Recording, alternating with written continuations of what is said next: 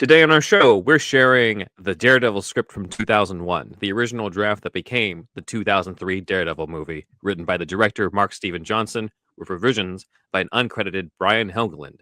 But how does it compare to the movie? Alex?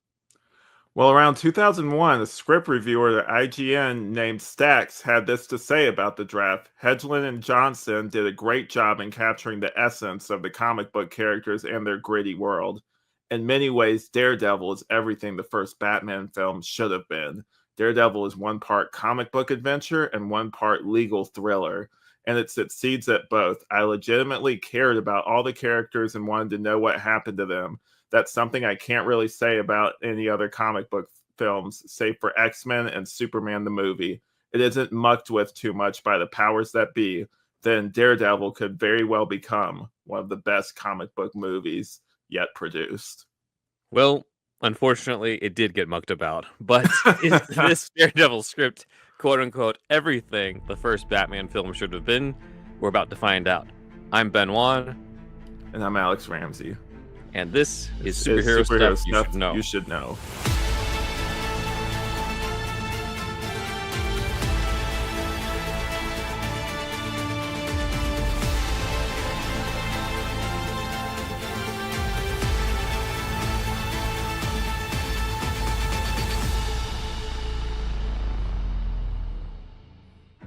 Love that intro. Thanks, Dan. So yeah, it's awesome. Let's see. We have two drafts that we're going to go over, but it's really the same one. We have one from July 3rd, 2001 that is online. You can find it online. It's not complete, though, which is where one of our Patreon patrons, Nolan Moore, came in. So the others from October 3rd, 2001, Nolan sent that over to us. He's part of our $10 Patreon patron tier, and that is a complete one. So this script is credited to Mark Steven Johnson with revisions by Brian Helgeland. And they're pretty much the same. Our copy of the July one, again, it's a little cut off at page 104, while the second one is complete and seems to be, about the same draft with some notes on what scenes that will be rewritten. And we'll kind of cover those little notes there, here and there that they put there. So we have this stuff. I've read it. Alex, you've read the script? Yeah, so forget what you know about superheroes because this is the real world. And in the real world, there's no such thing as mutant healing or spider sense. To keep a man alive in the real world, there's a guy in a mask and he's bleeding to death. What do you think about this quote from the script, man? So yeah, Alex is reading off of one of the parts of the script, but yeah, it is definitely, it's one where Mark Steven Johnson is putting his stamp on it, but also kind of just feels like, okay, come on, dude, this is also the real world where a guy's got radar sense from radioactivity, and you've got a guy who can throw stuff and turn anything into you can turn a pencil into a weapon, not John Wick style, but just from throwing it. Let's there's the teeth thing later where like he turns like teeth into like projectiles basically. So like it's not exactly like we're dealing with like this super grounded take or something. It's very much it's kind of like comic book fans used to have this chip on their shoulder where they wanted to be taken like so seriously. Mm-hmm. And like it kind of gives off that vibe, like it's just like it's not comics, it's graphic novels, mom, or something like that. That's the kind of vibe I'm getting from this script at some points, basically.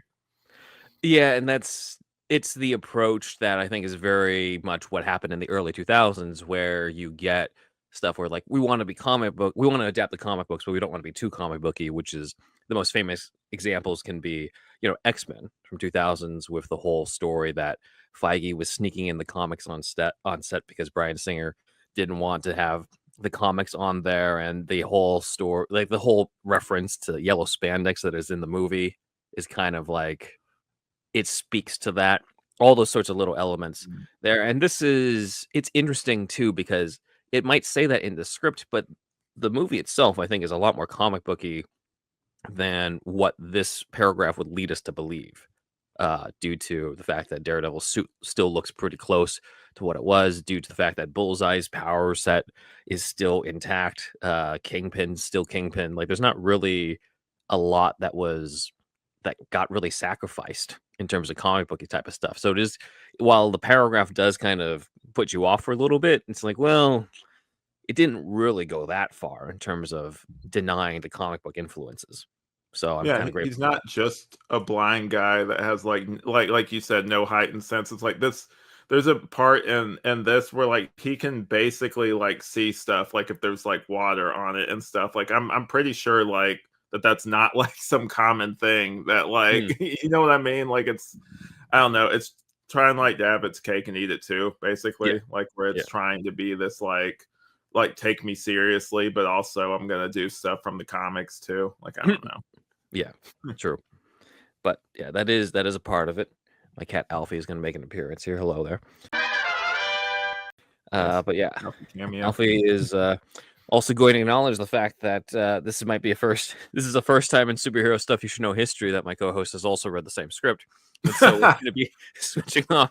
It's unheard of in this show, but we're going to be doing a thing where we're going to switch off between stuff that I noticed about the script and stuff you noticed about the script, and then we'll go from there. So I Cool. guess Let's I'll get into it. continue off of where we left off. But yeah, in the opening, we've got this part with the usual stuff that we see in the director's cut and theatrical cut, where it's the flash forward where Daredevil is at the church and he's bleeding. And so one of the things that popped out at me the first time I read this was the fact that the voiceover is gone. There's no voiceover at this point, but the stuff that would become the voiceover is in the action description. So the part about your life flashing before your eyes, even as a blind man, is in the action description. Mm. So that was something that jumped out at me. The other one is we don't have the scene with the bullies that we see in the movie. It goes directly to him in the aftermath of being with the bullies, and waking up his dad to take him to bed, and hearing the Gene Colan fight. Though here he's Gene the Machine Conlon, since I guess Colan was not a big enough boxer name or whatever. But Yeah. whatever the case is, that's what we got here. Alfie has decided he's going to jump up on my table and start licking a can here. So if you hear Nice. any background, that's what that is. But ASMR for you guys out there. he's providing the other part of this. It's the other part. Ambiance. Matt has the radar sense; he hears everything, and so now you guys will too. You're welcome, everybody. Alfie's giving you guys the full Daredevil experience. There you go. The other part here is that they have the same exchange with Jack and Matt, but there's an extra mention from Jack where he says she would have been proud, Maddie, which implies his mom, right? And the idea that Matt at this point in his life thinks that his mom is dead, his mom is gone, and Jack's bringing up that she would be proud of him if she knew that he was making this promise to hit the books and become, make something of himself. So that reference is kind of slightly foreshadowing, considering what we end up seeing in the director's cut of the nun of Sister not Agatha, Sister Maggie. I don't know why I was thinking Agatha. Some Marvel stuff recently, huh? Too much Marvel stuff. Let's see. And then later on, we see Jack Murdock. Matt catches Jack Murdock again, terrorizing somebody. But in this version, Jack is wearing a ski mask, which is it's similar to the Frank Miller comic, The Man Without Fear, where we see Jack Murdock do these crimes with a ski mask on. But then in the script, when Matt recognizes that that's his dad doing it, Jack Murdock has this dramatic reveal where he takes it off and reveals his face, and he's like, "Maddie, no!" And I'm like, I'm glad they did what they did in the movie, where he's just not wearing the mask, because that's kind of dumb of him, because he could easily just play it off if he might just let the guy go and run off or something and leave it ambiguous. But I guess he wants to just he'll do the dramatic reveal. Yeah, it's also kind of makes him look dumb in the movie though too, because he's roughing somebody up and he has no form of concealing his face or anything. True. So the So person, either way, it's dumb either way. This script is fucked up. Let's throw it out. You're saying it's not everything that Batman 89 should have been? I don't even know what that means. When they said that, I was like, I like this script. This script is great, but I was just like, what does that even mean? I don't know. It's I'll say this because I have this part where we would go over this at the end, but I might as well say this a little bit, a preview in the beginning. I'm jumping ahead. Yeah, but it's fine because it's hard to say whether or not this would be what the first Batman film should have been, because it's so entrenched in Daredevil mythology. Excuse me, it's so entrenched in, it's a legal thriller with Matt Murdock as the lawyer. It's so entrenched in the characters that Daredevil's known for having as a supporting cast, with Foggy, Bullseye, and Elektra specifically. So it's like, okay, what is that? Is it, like you said, what does that even mean? Because it's a character who's similar to Batman, but not so similar that you can just replace any of these characters with other Batman characters. So it's a weird comment. I agree. I think it's like, honestly, like, because this came from like a comic book website, right? Yeah. Like, they're probably just looking for like a buzzword, basically, to try to like get clicks or something, is what I would probably guess, because like there's not really much like we've kind of gone over to really support that. So it's probably just one of those kind of things. Right. Yeah. So obviously with this part, this leads into Matt getting blinded with the radioactive stuff getting in his eyes. There's no hospital scene of Matt waking up. It's just the shadow world in this version. And it kind of just goes from him getting into the accident, him being in the shadow world, and then Jack visiting him in the hospital. And that's where Matt asks, can you hear it? And Jack asks, what? And Matt says, everything. So I thought that was kind of a cool little bit to show that he's kind of sharing to his dad how his world, or how he perceives the world, is changing. So a nice little beat there. And then this was another thing that jumped out at both of us when we were reading this, but the 2000s music in the movie gets criticized a lot. In the first instance, in the movie is Hoobastank's Right Behind Your Eyes during the sequence where both father and son are training with, Matt trying to get back on his feet and Jack on the comeback trail. And what was interesting was to find that the needle drops are written into the script, but they're all different music. So this one during it is not Hoobastank's song, but it's Creed's Hiiiigher for the training montage. It doesn't sound like it would fit. Like, I don't know. Like, what do you think? Like, I guess I'd have to see like what their somebody do an edit of this.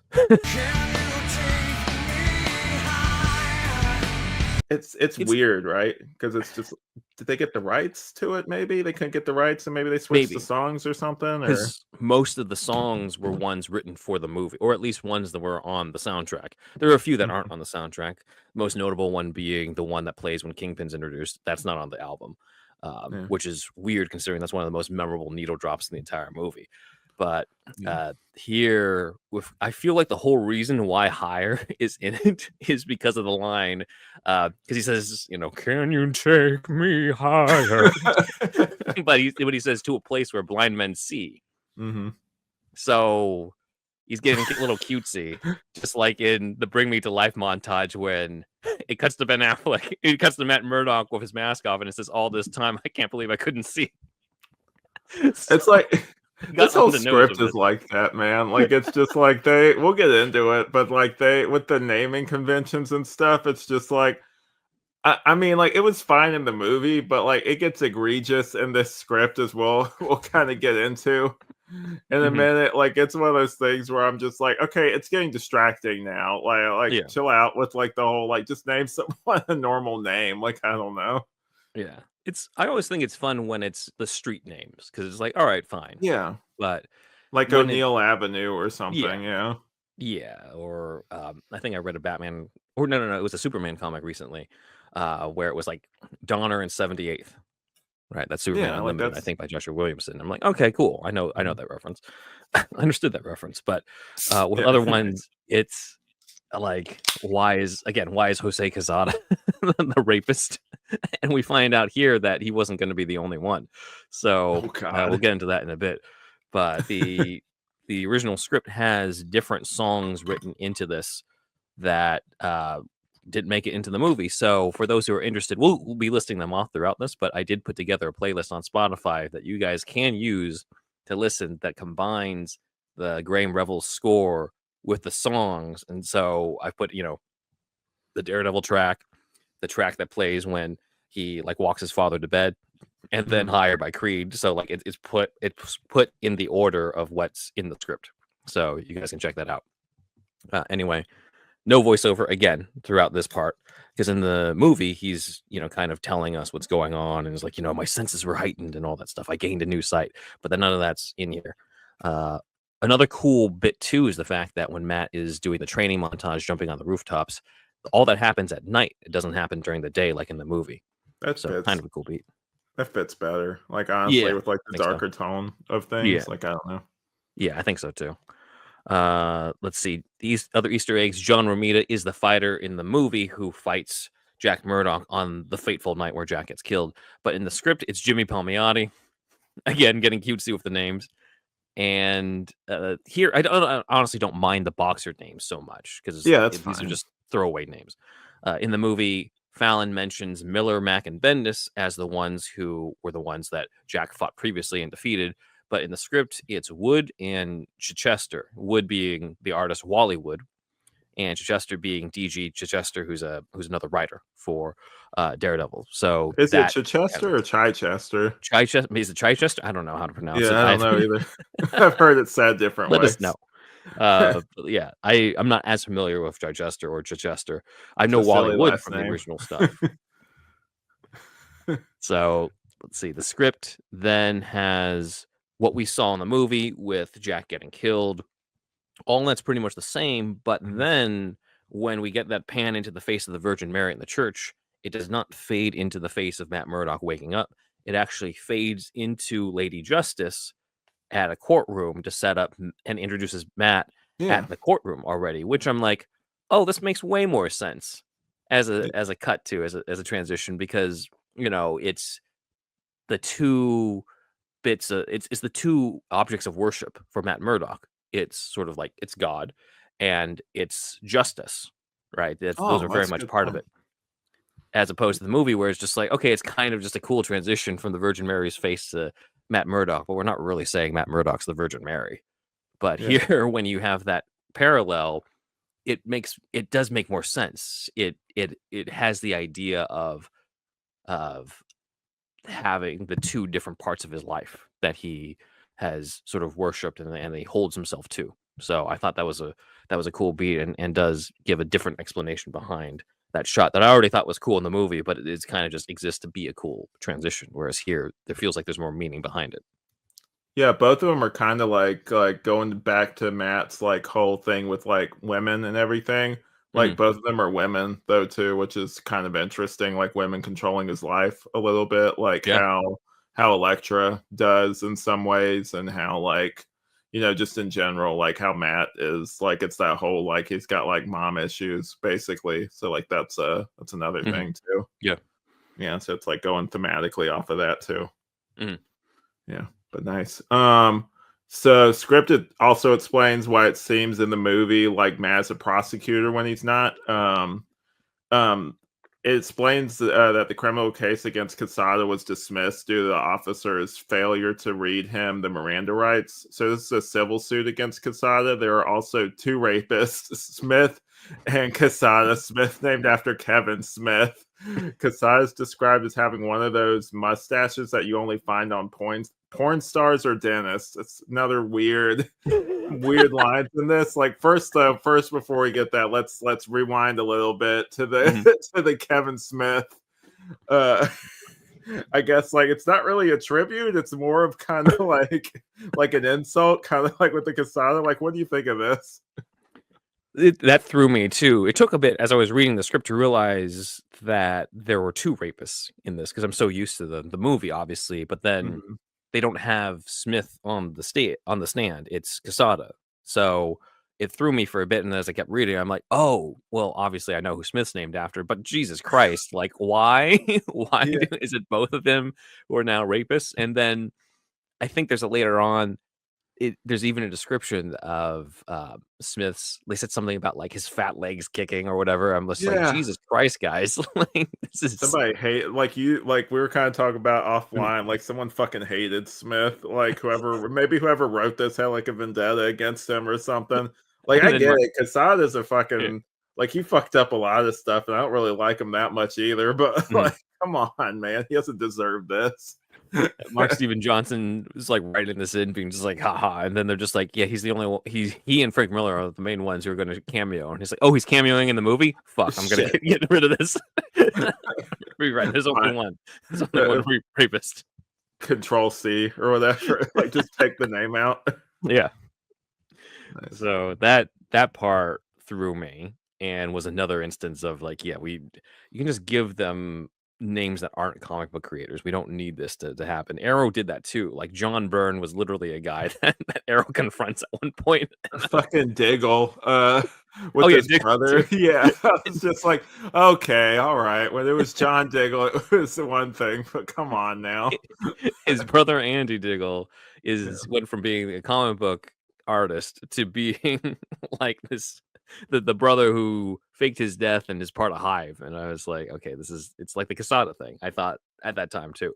They So I'm better glad be you brought that up. careful, man. It'd be like Spawn with the whole like him naming him naming it after like his friends and everything, and then Terry Fitzgerald, the actual guy, suing him for that and everything. Like, Yeah. you gotta be careful with how you name these things, man. Yeah. Well, it looks like they got away with it, but yeah, that part threw me. But That's because they otherwise it's deleted the Smith thing.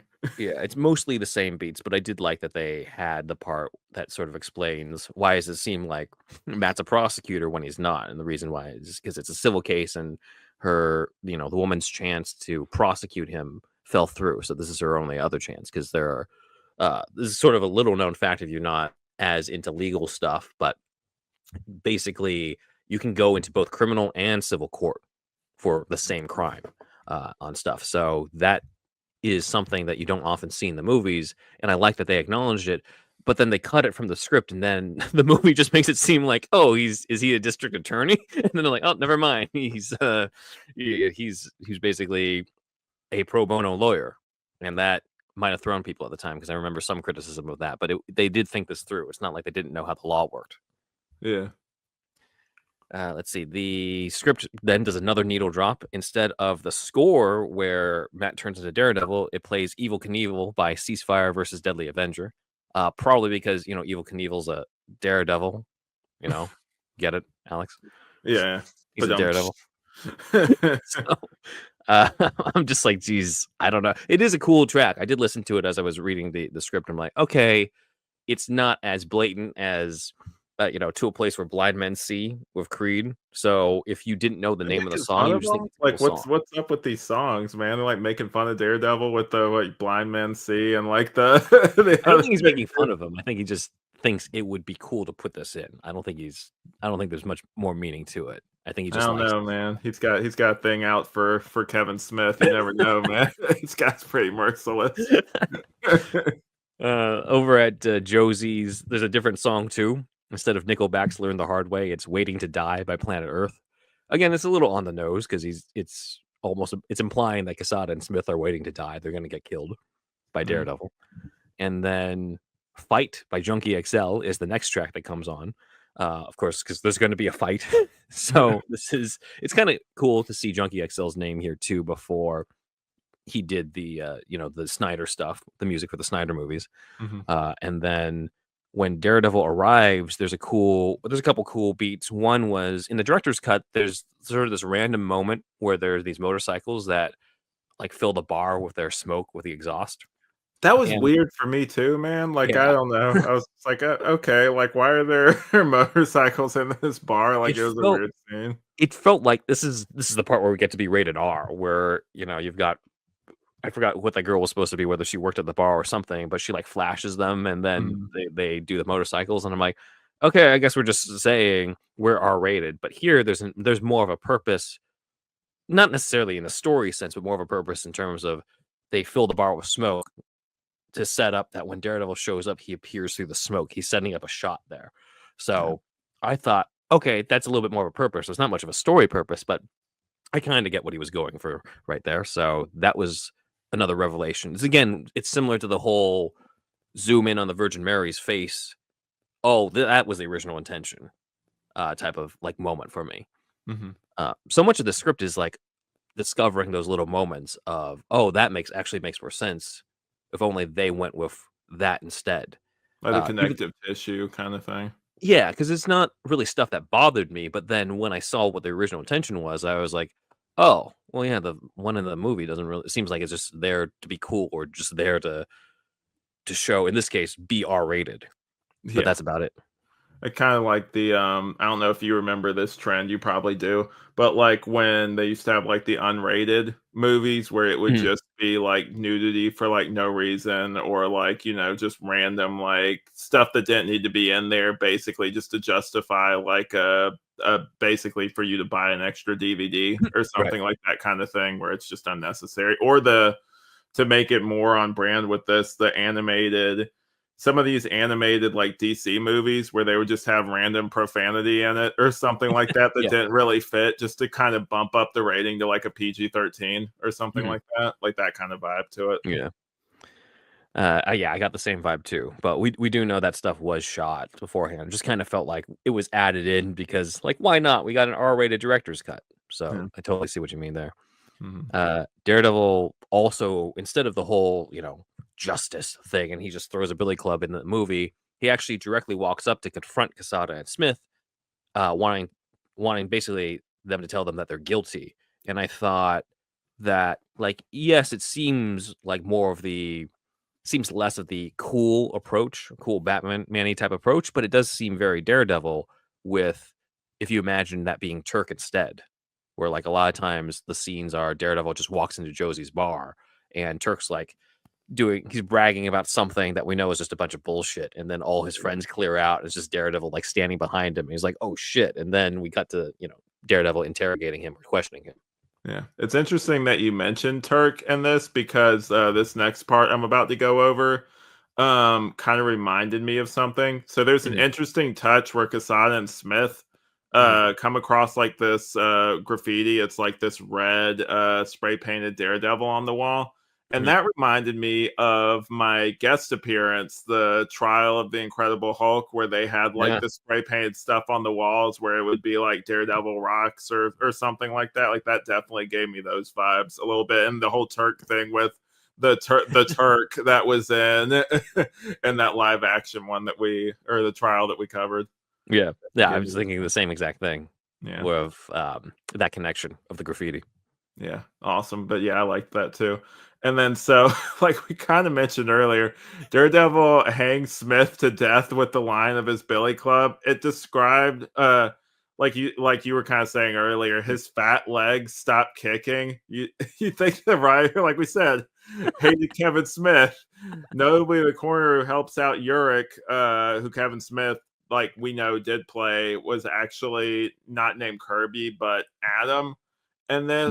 and I thought, and this was one of the things I thought, and they didn't really. There's nothing supporting this, but I'm like, is it Adam Kubert maybe? Because like I know Oh, that he was a popular, artist, but I don't know if he ever worked in anything major Marvel. I know he did a lot of DC work, but let me look up right now if he did Daredevil, but that's a possibility.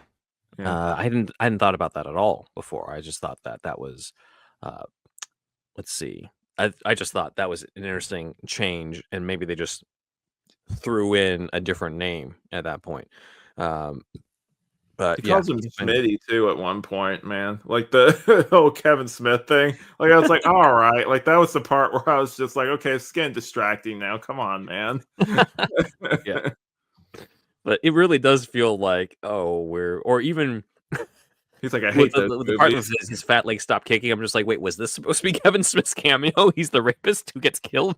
He would have fucking done it too. Like I knowing know. Kevin Smith, like he would have still been talking about it on his podcast like years later. Be like, yeah, man. He's like, I played a rapist in Daredevil, man. Daredevil killed me. So yeah, I think he got the better end of the deal with playing the corner, dude. Definitely. He at Uh, least got more than a few lines and wasn't a monster. I mean, yeah, like, yeah.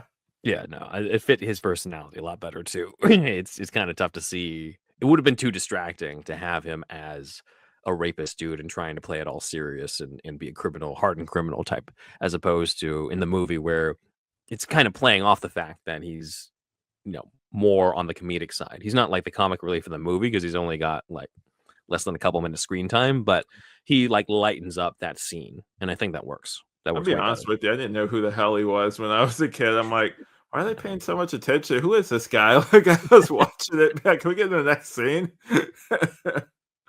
No appreciation. Yeah, years later, I have like it's somewhere in here. I have like a Clerks too. I have like all of his movies basically. So Oh yeah, jokes on me, I guess. nice. Let's see. Daredevil does track down Quesada, and there's that famous line where he says, "You know that light at the end of the tunnel? That's not heaven." In the script, that's all he says. He doesn't say that's the C train. He just says that light at the end of the tunnel. That's not heaven. Mm. And again, it's one of those things when I read the script, I'm like, oh, actually, that does work better. I think that does actually work better. Just say like that's not heaven, and then the train runs the guy over. I thought that I was don't cool. know. I kind of You like the like C train? the C train. Like it kind of gives it like a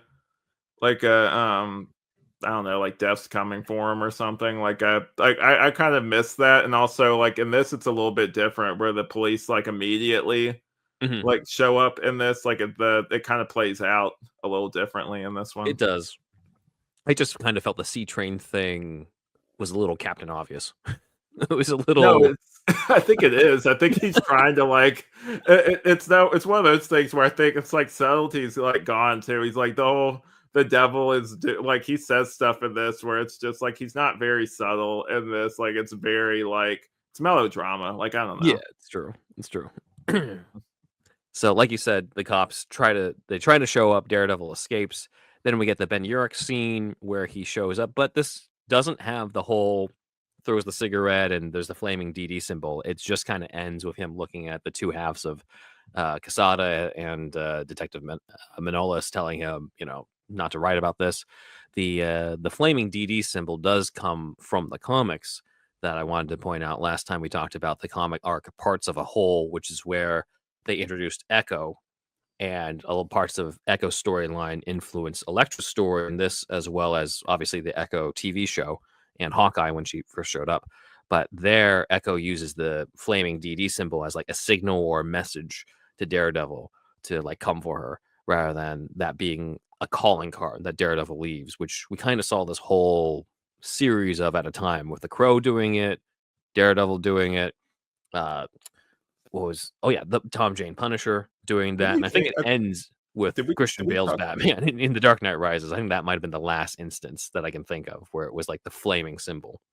did we talk about this trope before? I feel like we have, but like what do you think of that trope, like that whole thing? Like it's kind of impractical. Like it's cool, but it is It's kind of cool. like It's cool. I think that it only works after he's left the scene. So it works in The Crow after he kills T-Bird. It works in this after he kills Quesada. It works in The Punisher after he takes out John Travolta. When it showed up in The Dark Knight Rises, it kind of just came off as Batman wasn't saving the cops because he was too busy trying to draw the bat symbol on the bridge. it's So, also it takes all of the like the coolness out of it too. When you think mhm, about like them setting it up and how uncool that would be to see, it's like, all right, gotta get this lined up right here. Hold on, gotta go. Oh shit, I missed. Like they're sitting there trying to line it up perfectly and everything. I liked how they did it in The Punisher though, because you see Tom Jane attaching the mines on the different cars, but you don't really know why. Yeah. And it doesn't connect until, which is what I love so much about that version of The Punisher, the movie, is he does certain things that you don't realize why he's doing them. It doesn't really pay off until much later. And I think that one was probably the only instance where you can see him set it up Hmm. and then with a payoff with the flaming skull, and it still is cool as opposed to, all right, let me get the gasoline just right. I think Robot Chicken also did a spoof on this one. You might have seen it too, where he's trying to put the gasoline on, and he's also blind too. And there's like a homeless guy in the way, and he's just like, I'm planning to put my D here. I gotta check that one out. I've missed that one, but I'll yeah, send they that do over. some really. They have like a collection of it. Not to take us too off topic, but they had that DC Comics like collection where it was Mhm, just all of the Batman or superhero related DC mhm. characters, like in like a compilation, like movie, Yeah. basically, like all of their little skits. But yeah, they do great Yeah. stuff. No, it's great. It's funny. Then we see Matt coming home from this big fight with Quesada. And so that's always been in the script, it seems like, at least from this 2001 draft that we're seeing. And there's a cool thing that's pointed out where earlier on, when we first met Matt Murdock as a young man, he's sort of bent over the sink with blood going down the drain after Mhm. the bullies beat him up. And in the present day, the adult Matt is doing the same thing when he's listening to Heather's voicemail. So I thought that was a cool parallel that we unfortunately didn't really get to see in the movie, at least not as blatantly as was intended, it seems. Then in the script, Matt is about to go to bed when he hears the police radio going back and forth about the death of Lisa Tazio rather than actually seeing her crawl to her death inside the apartment. And I kind of prefer this, honestly, because it still gets the point across that he's hearing something that he can't prevent and that he's not able Mhm. to save her. But it does it in a way because I guess what was kind of cool in the director's cut, where it almost seemed like she was right there, Yeah. and that's how sharp his senses are. But it also kind of came off as if he he hears her die, and then he's just like, "All right, well, back to sleep," and he Yeah. goes to bed, I don't have as time opposed for to this. I gotta yeah, go to time bed. to. But in the script, it just it came off better. I thought the intentions were there, where he hears it, but there's not much he can do, and then he kind of has to like live with the fact that he just can't save everybody. Yeah. Like it's like that line in the Batman where he's like I can't be everywhere. Mhm. Basically, it's that kind of thing to it. Yeah, for sure. Yeah. Then we get to the actual comic relief of this movie, who is not Kevin Smith, but Foggy. Damn So it. uh, we Not like have Foggy in this. yeah, Foggy's great in this, and Mhm. Foggy makes he does the same sort of prank or tries to do the same prank on Matt, except in the script, he tries to put mustard and salt instead of sugar and ketchup. Oh wait, no, no, he tries to put salt in instead of sugar. Yeah. The mustard, I think, is still it was mustard, right, in the movie when he's like pouring it in. I think so. Yeah. Yeah, I thought so. Correct us in the comments. Here's the mustard or ketchup, but either way, like it's one of the condiments in it. But in the script, for sure, it's like it's salt instead of sugar. So that's like an added thing that's there. Yeah, cool. And So, then go oh ahead wait. with Electra. Yeah, so Matt, he meets Elektra here, and he's got like it's something I noticed, and we're definitely going to get into this, but he has like a cheesy pickup line where he's talking about he wants her to give him like the sugar and says he doesn't know where the sugar ends and where she begins. There, and it's a terrible. First off, that's an awful line, but he I don't know if you noticed this too. He's a lot more comedic in the script versus in like the actual movie. Like he's got like in some parts it definitely works, but like I'm like I can't really picture Affleck delivering some of these lines that are like way more comedic, at least based off the version we saw.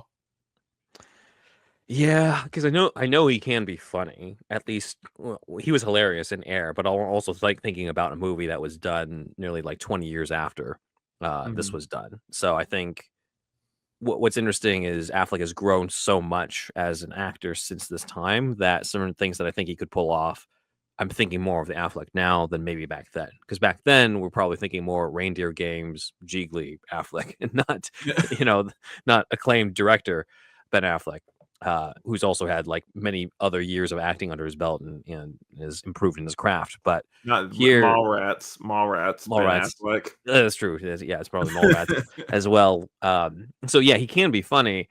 Could he do this one? The problem is it always comes down to the material. Mhm. So here, like if the material's not good, there's only Yeah. so much you can do, unfortunately. So yeah, I'm glad that part was cut. So next we like so obviously he's trying to get her name. Like that's a whole thing with Mhm. the script. And he's not really leaving her alone. And it's like one of those things that like it's the early 2000s, so we don't really like it's not a problem that he's not basically consenting to her being like leave me alone. But goes out, does that whole thing where like she's kind of still into him, and then like they have this fight because he basically won't let it go, like he wants her name. Mhm. And the everyone knows this. So like in the movie, that whole playground fight scene does not work.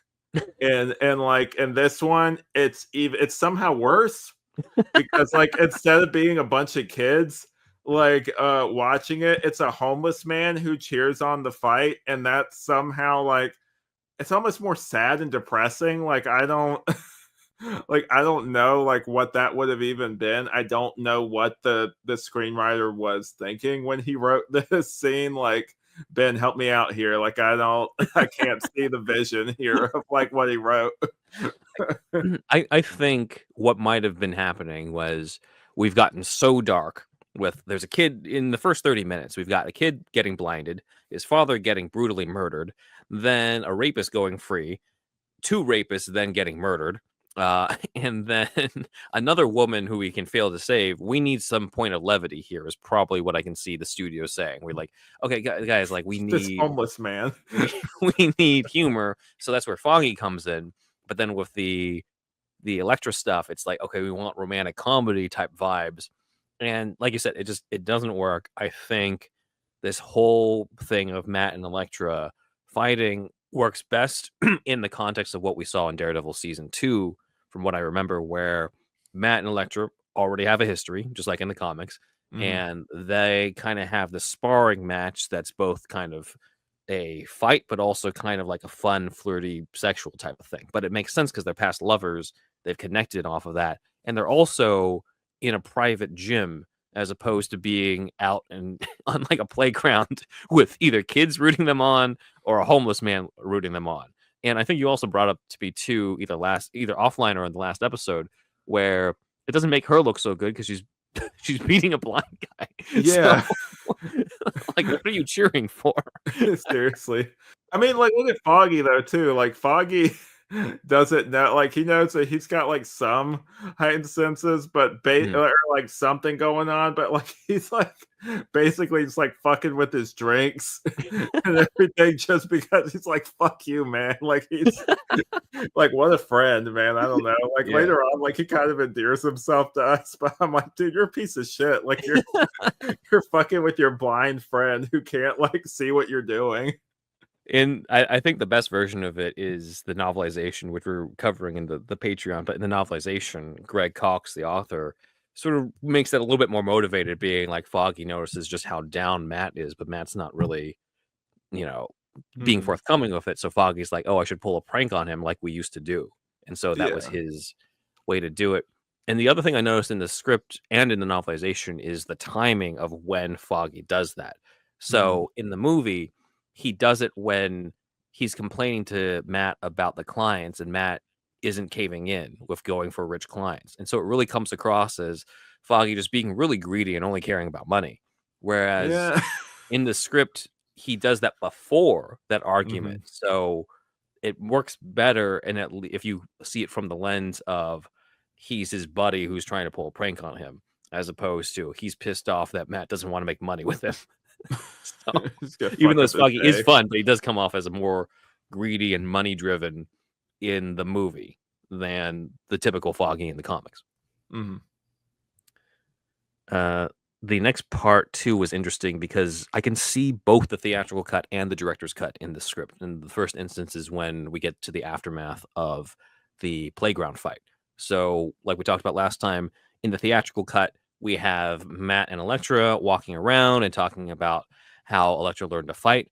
And then in the director's cut, right after the playground fight, is when the bodyguards arrived and Matt finds out that she's got a bodyguard. Yeah. It's almost as if it was reading the script after seeing both cuts was interesting because it felt as if somebody combined both, when the reality is this was how it was originally, and they split it up. So in this script, Matt and Elektra are walking around talking about her learning how to fight, and then they get interrupted by the bodyguards. So does make sense, kind of combines both scenes. Yeah. Thought that was cool. Yeah. So like in the script, and this was kind of like, I kind of hate that they cut this scene, but we were supposed to see Ben Urich try to interview Fisk directly after Matt goes to the sensory deprivation chamber. Like in the comics, Fisk is said to be in the spice business. It's because of the scene that Fisk and Wesley know that someone's been talking. In the script, he kills bodyguards in the limo after leaving Urich at the restaurant. Kingpin asked for Bullseye after killing the men. So, like, I liked this whole scene. Like, the whole scene of those two in the diner. I kind of wish that was still there because I don't really remember. In the movie, Urich is, like, in this one, he has more of, like, a direct, like he's in more of it. Like, he's definitely plays a more direct role in the plot and everything. Like he's in the, as we'll get into, he's pivotal in the last few scenes in the thing. So yeah. It was cool to read this part because we remember from watching the movie for so many years, Wesley walking in being like, "Someone's been talking," but we don't really know the context of it. Someone always Here does. yeah, we get the full context of that with Ben Urich, and it's a cool introduction. Well, not really an introduction to Urich because we've seen him beforehand, but we get to Mhm. see Urich directly trying to take down Kingpin or interacting with him in some way. Whereas in the movie, they never interact.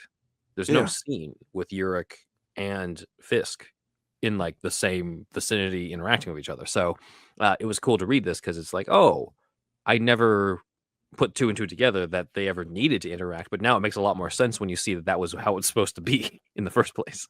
This was better. Yeah, I Yeah, kinda wish they'd left this in. yeah. So there's a lot of stuff we wish they had left in. There were a lot of things where we see the original vision. So we'll keep going, but before we continue, we're going to take a quick break. This is not a word from our sponsor. This is actually a charity read that we'd like to do. We do this for every episode, but our principle was that if you're reading or watching, or in this case, listening about superheroes, you've got to try at least be a hero yourself. And one of our heroes is writer Peter David. He's a comic book writer, novelist. He's done major storylines in The Hulk, Aquaman, several others. He did He's that more known on this Spider-Man, podcast. Oh yeah, Spider-Man. novelization. Yes. Yeah, I was gonna say he's more known on this podcast for his work in novelizations. One of our top episodes is the Batman Forever novelization that he worked on, and he worked on a ton of others that Alex and I are looking forward to diving into with the Raimi Spider-Man trilogy. His Hulk novelization is I remember that just feeling like a masterpiece because I had watched the movie and I was like, all right, this is kind of cool. I liked it better than most people That's the Ang that Lee year. one, right? Yeah, the Ang Lee one. And then I Yeah. read it and I was like, oh, feels just so deep. It feels so much more about the characters. I know Bruce Banner so much better now. And That's it's because the of his writing. That's the thing. And his like earlier when I was kind of mentioning the Spider-Man novelization, he and we'll get into it later when we go into that one, but he adds stuff. So like the whole thing of like this is like his voiceover in the first Spider-Man Raimi Mhm. movie. Yeah. That's not like just to us.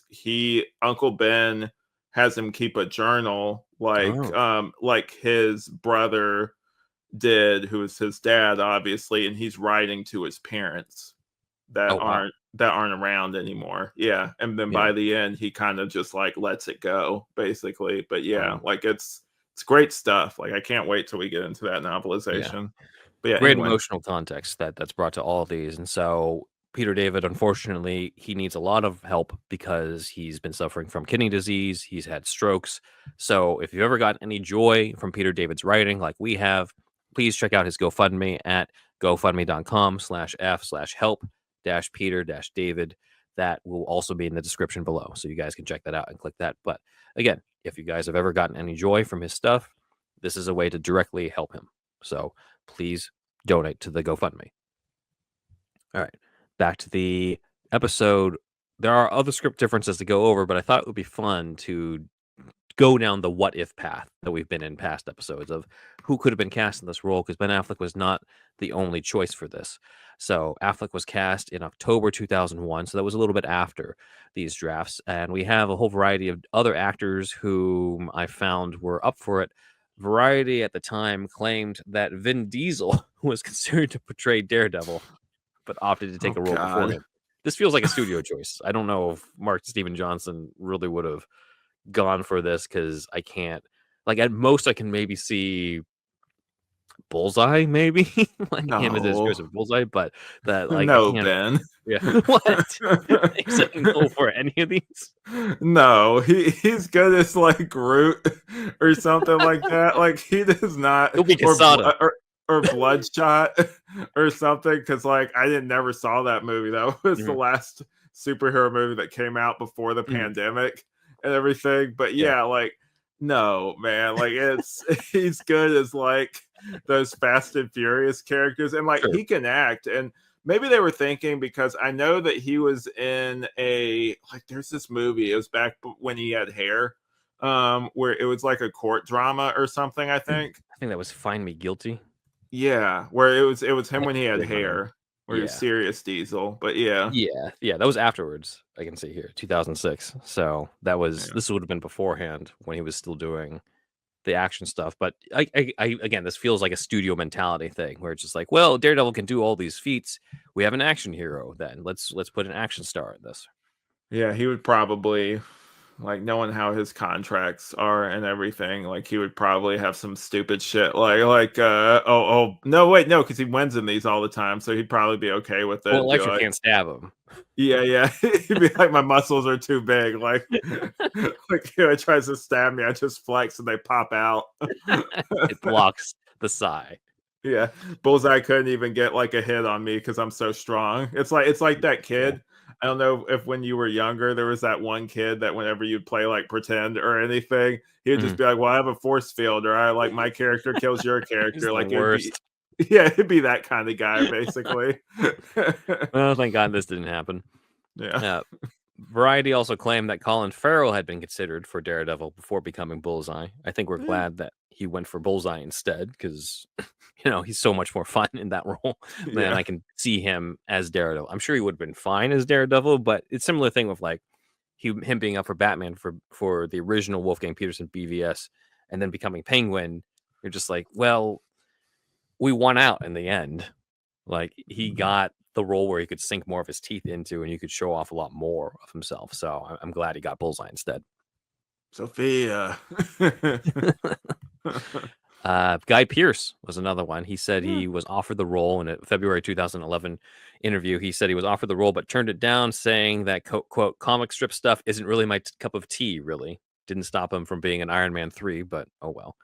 Uh, I think this was a much better part than Aldrich Killian in that movie, but I'm sure they paid him well for Iron Man 3. So he's somebody who I don't know if I can see him in this version. I could probably see him as a version of Matt Murdock, but I'm not really seeing him in this take. I don't know how you feel about it. I mean, like, I've seen him in, like, some stuff. He was Memento, right? That was him? Yeah. Yeah, I mean, like, I could definitely see a version of this where he kinda played like he's a good actor. Like, I feel Yeah, like he is. he could it'd be a different movie, but, like, I Mhm. feel like I don't know, like, he's definitely underrated. Like, Yeah, I think so. who knows? Like, I could he would be serviceable, but it wouldn't be the same movie. No, I wouldn't. The other one is the other Bostonian bro from Goodwill Hunting, Matt Damon, revealed that he was offered the role. He was also Kevin Smith, Jimmy Palmiotti, and Joe Quesada's choice to play Oh. Daredevil when they did the Wizard casting call that I'm showing here. That shows the Quesada art. I think this is all from like if they adapted Guardian Devil into a movie, who they would pick, and so Damon was their choice. We should, And we should do these at some point. Like, I know that these are like they have a lot of these like wizard casting calls or something. Mhm. We should do like we could do like a mini video on it or something at some oh, on the point. different ones. Yeah, just Yeah, talking about that kind of thing. That'd be fun. yeah. One of my favorites was Jeff Loeb and Tim Sale picking John Turturro as Alberto Falcone. Yeah, I And you're like, remember that. you were so close. Yeah. But, it was a different time period too, so it makes a lot more sense to cast him as Carmine now, and back then, it was probably make more sense as Alberto.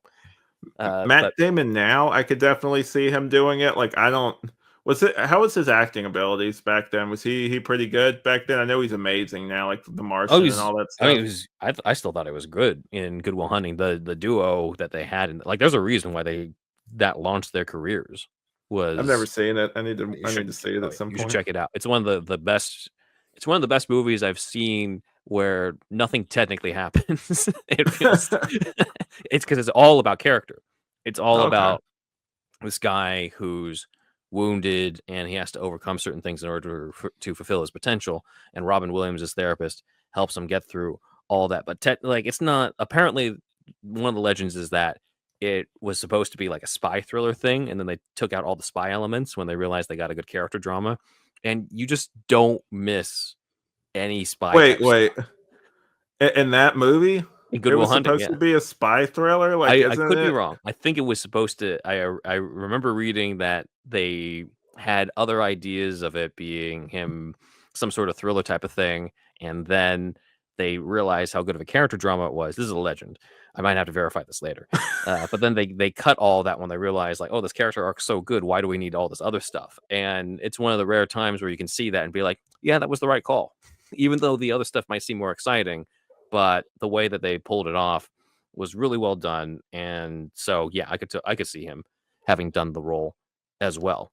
That just seems bizarre because isn't it like I'm not as familiar with the premise of that, but isn't it basically like isn't he He's like a a janitor. janitor or something? And He's then like yeah, he's basically a genius who isn't fulfilling his potential. So he's a janitor, but he's smarter than any of the other kids at the school that he works at. So the whole idea is to push him to become somebody who fulfills his potential, but he doesn't want to due to all this other stuff in the past. Why is that? Well, that's where Robin Williams comes in, who's the therapist who helps him through all that type of stuff. And then Ben Affleck is his best friend who seems like he's keeping him there, but has his own sort of feelings about it and towards Will and why he's not matching his potential and that type of stuff. So it's it's really well done. But yeah, I think Matt could have pulled it off as well. I personally think he looks more like Matt Murdock than Ben Affleck does anyway. oh, yeah, that's fair. Yeah, I can kind of see it actually. Yeah. That's the side by side they got here. Yeah. Yeah, Yeah, for I'd sure. watch it. So he did say that he and Ben Affleck both loved the comic book, but Damon felt he didn't believe in the script or the director at the time. Ouch. So That that's script why he was turned it down. the script is good. I don't know what they're talking about, but Yeah. yeah. Again, Anyway. this could be another Keaton and Batman Forever thing where it's like it's so much easier to say you didn't like it Hmm. years after people have been shitting on the movie. Yeah. So then you look like, oh, I had the foresight, but like we don't really know how much of that is them just saying that or how much of that was like, oh, like they're not going to pay me enough money, so I'm not going to go for it. And then Keaton later kinda on, has the history of doing that, like, with the whole, like and I know, like, obviously, like, he's talking about, like, "Oh, yeah, well, with how Batman Begins is, that's kinda like what we wanted to do with our stuff." "No, it wasn't. What are you talking about, man?" Like, he's one of those guys, he's always gotta try to seem like he's got, like, a leg up on people, I mhm, guess, or something, I don't know. yeah. Well, let's see. There was Damon, and then there's also Edward Norton. Mark Steven Johnson said he talked to Edward Norton. I thought this image from Fight Club was the perfect one to show for here because if you squint a little, it kind of looks like he's a thinner Charlie Cox with just the way he looks all disheveled with the Yeah. sunglasses and beaten up. But yeah, he did meet with Edward Norton. And the other thing that was cool that Mark Steven Johnson revealed recently was that Seth Rogen read for Foggy Nelson, a young Seth Rogen read for it. So that's who we've got on the right. It's not Seth Rogen as Daredevil, but it was Seth Rogen Damn as it. it. But they did really like him for the role, and I could see him if they did Daredevil in like maybe 5 or 6 years later or something like that. But at the time, he was just too young. They found he was like 21 and more believable as a lawyer, and I'm sure he could have had his own wisecracks and his own style to it. But it's Favreau's just so good in the role, man. I can't really see him doing the same stuff the same way. He'd be his own Foggy Nelson. Yeah. What's funny because me and my wife Amanda are actually she wanted to start from the beginning of the MCU and Oh watch man. it, like do a rewatch of it, and we're Mhm. actually on his movie right now. So like Oh it's really? kind of funny, yeah, that he would Of come Norton. up. Yeah, he and this is unrelated to that, but he kind of looks like the closest I would argue to like comic book Bruce Banner Oh basically yeah. out of all the actors they've cast. Like he kind of fits them the best, but I like Ruffalo more. I think Ruffalo's more likable than he is probably. I like Norton a lot in the Banner role. I think it's a shame that what happened. It's a little tough to see him in the Avengers movie doing it the same way that Ruffalo does it. Yeah, it'd be different. But he might be. I know Bixby's our favorite Banner. I think just hands Hmm. down, it's basically like Christopher Reeve Superman. So I'm not going to say Yeah. he's the best, but out of the 2000s onward, probably lean more towards Norton than Banner or Ruffalo for me. I'm more Ruffalo, man. I don't know. I like him. He's just because it's kind of like with the Bixby thing, where like, Mhm. because like you do feel sorry for sorry, this isn't Hulk Minute or anything, guys, but like you do kind of feel sorry for Bixby, and I'd argue with Ruffalo, like since you're more charmed by him, you kind of Mhm. feel like a little bit more sad for him. Like I don't know. Mm. Maybe. It just feels like Ruffalo's era is just so much lighter than like I never really got the same tortured sense compared to the predecessors. I feel Well, like the because I'm Avengers, you kind of get that feel a little bit with the whole like him a like little talking bit. about shooting himself and everything.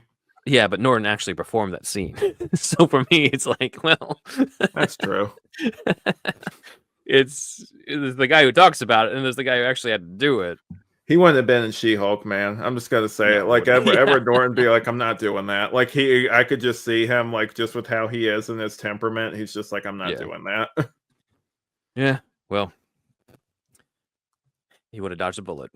Let's go into oh yeah, Elektra. So there are a number of actresses listed on different wikis, and I can't really find an old article from the trades Mhm. or direct interviews from actresses saying that they were up for it, or Mark Steven Johnson saying the specific actresses who were up for it. So for right now, I'm just gonna put a pin on that and say like if we find something, we'll cover it later. But there's a lot of lists out there on different wikis. I don't know how accurate they are. I try to make Do- sure that everything we say in terms of this person could have done it is verified by them saying it or mhm. somebody else who was part of it saying it. So that's why like when we did the episode on like all the actors who were considered for Batman, I left off Alec Baldwin at the time because I'm just like can't find anything from Baldwin or from Tim Burton or anybody saying that he was actually up for it. And then it wasn't until recently that Baldwin then talked on the podcast of his brother about Tim Burton not considering him or Tim Burton discounting him. So I guess technically he was at least I wasn't maybe considered. considered. He was considered in the sense that he wasn't. Like it Yeah. sounded like somebody is like, "Hey, like you worked with Alec Baldwin before. What do you think?" And Burton says like, no," and then that was it. So like, Why would he admit that? I would it's just kind of strange that. put it to bed, I guess. Like he didn't want me. Moving on. But yeah, So man. yeah, that's why I try to verify that stuff. But I know we'll we see. had. Oh, sorry. Go ahead. No. I just said we'll see if we Yeah. can find anything that's verified. So I know that we so like obviously like I had listened to the novelization and and we're not going to the novelization now, but just kind of like going off that whole casting thing. Mhm. They kind of describe her being closer to like what the books are, and I know that she's not the right nationality for it, but I told Ben off mic that I kind of pictured like a Catherine Zeta-Jones type maybe Totally. Yeah. for Elektra. Like I could definitely see someone like that Mhm. playing her in that. Like it'd be cool. Yeah. Yeah, when you know the character and you're envisioning different actresses, you sort of envision a certain look that Mm, well, Jennifer Garner was good for that role. It was not like the Elektra comic book version come to life type no. of feeling because she's not Greek. So it's just Yeah. it's there's that connect. They really try. They have her do the Greek language scenes, which is like that's interesting that they went to that effort, but also you can tell that like fans made this too, Mhm. basically. Like that they're Yeah. going to extra efforts to do that. Yeah. But yeah, so there's a different intro scene of Bullseye taking place at the racetrack. This is kind of interesting. Mhm. I do remember this scene. In the script, Bullseye's jacket is meant to be blue, and his tattoo of Bullseye is on the back of his head, not the front. Weird stuff, man. What I like like I like the blue jacket in the yeah. sense that it evokes the comic book thing, but the bullseye in the back, I'm like, okay, it's one of those things where like functionally that does make a little bit more sense that he can easily hide it with a more easily hide it with the beanie as opposed to having to cover his forehead like he does in the movie. But the bullseye look in the movie, it's just there's something just so clean about it that it's kind of tough to picture this and have it Mhm. come off as good. Yeah. And so like yeah, I like it on the front. Like it's more Mhm. iconic. It's kind of like you said, invoking the whole like costume. Like he's not going to wear it, so at least have like some sort of like symbol on the front to kind of like remind you visually of that. Mhm. So anyway, at the racetrack, Bullseye kills a jockey in the middle of the race using a broken wine glass stem. So like in this, it kind of like I remember this scene because he does it because a kid like wants like one of the horses to basically like win or something like that. Like he Mhm. bets some money and it kind of makes Bullseye weirdly like somewhat likable in this scene. Right. Like, what did you think of that? Like, I'm like, because in the movie he's not likable or redeemable at all, and then we have this little nice moment with this. It's not nice, but you know what I mean. Like, he does something nice for a kid, I guess, in his eyes. Yeah, it's something that I could see get rewritten or in a comic. Like if this is a comic, if it's comic book Bullseye, I can Hmm. see the kid rooting for the horse and the horse is winning. And Bullseye's like, oh, really? And then he kills that jockey. Hmm. And then he's like, better luck next time, kid. Life's not fair. Like he would teach the kid a lesson that way. Yeah, it's like he's being weirdly nice for no apparent reason, basically. Like, I I don't got know. the potential impression that maybe this was another hired hit. Like he was supposed to kill the other horse anyway. It just happened to be nice for the kid, but they don't Hmm. really explain much of that part. But that is a good point. I hadn't thought about that until you brought it up. That I feel like comic book version of Bullseye would deliberately try to kill the jockey that the kid was rooting for just to Yeah. fuck with the kid. Yeah. But yeah, so like obviously it's changed because it sounds super expensive. Like, Yeah. they probably, yeah, because like a lot of these scenes in this seem like there are some scenes that they do change, and I'm like, no, but this is better. And like, with Mhm. this one, I'm kind of just like, you don't really need it. Like, Yeah. it's a, I guess it's a nice scene, somewhat, but like it doesn't really ultimately add anything to the movie. Like, you don't really lose anything when you pull this or change Mhm. this scene around. Not really. No, this is kind of one of the main instances of what you said, and I think as long as Bullseye is introduced with his power set, then that's all you need. There's also another needle drop here with Rob Zombie's "Meet the Creeper" as he's at the racetrack. So Is he the creeper? Is that what it's supposed to? I guess he's a creeper. Yeah. Yeah. We did get Rob Zombie in the movie, just not in that scene. It's the later on scene when Natchios gets killed. But in the copy of the October draft, there's a note that this will get replaced with a scene of Bullseye arriving at the airport, which appears to be what we saw in the director's cut and may have been another way that they were planning to introduce him, which is kind of a weird scene to introduce Bullseye because I feel like the movie does it well where you're introduced to his power set immediately, where like he does the darts, he's not even looking, then he kills the Mhm. guy with the paper clips to the throat. If his first scene is him just arriving at the airport, which by the way is how it is in the novelization, then it's like, okay, you are creating some mystery, but you don't really know what's up with this guy. So maybe that's what they were trying to do is like, there's something creepy about this guy, but you don't really know what's up. And then Yeah, it's later the on, song. It's Meet the Creeper. Yeah, it's so you know, it's like, it's a creepy guy. you're like, come on, Ben.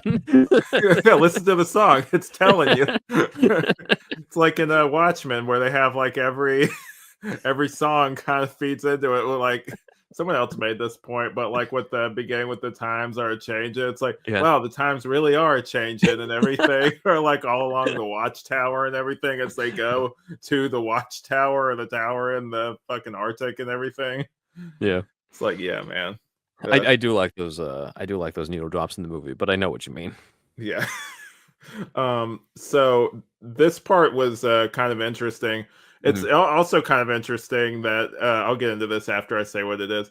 So Dante Jackson is played by Coolio, and this script, his name is Vincent Cordoza.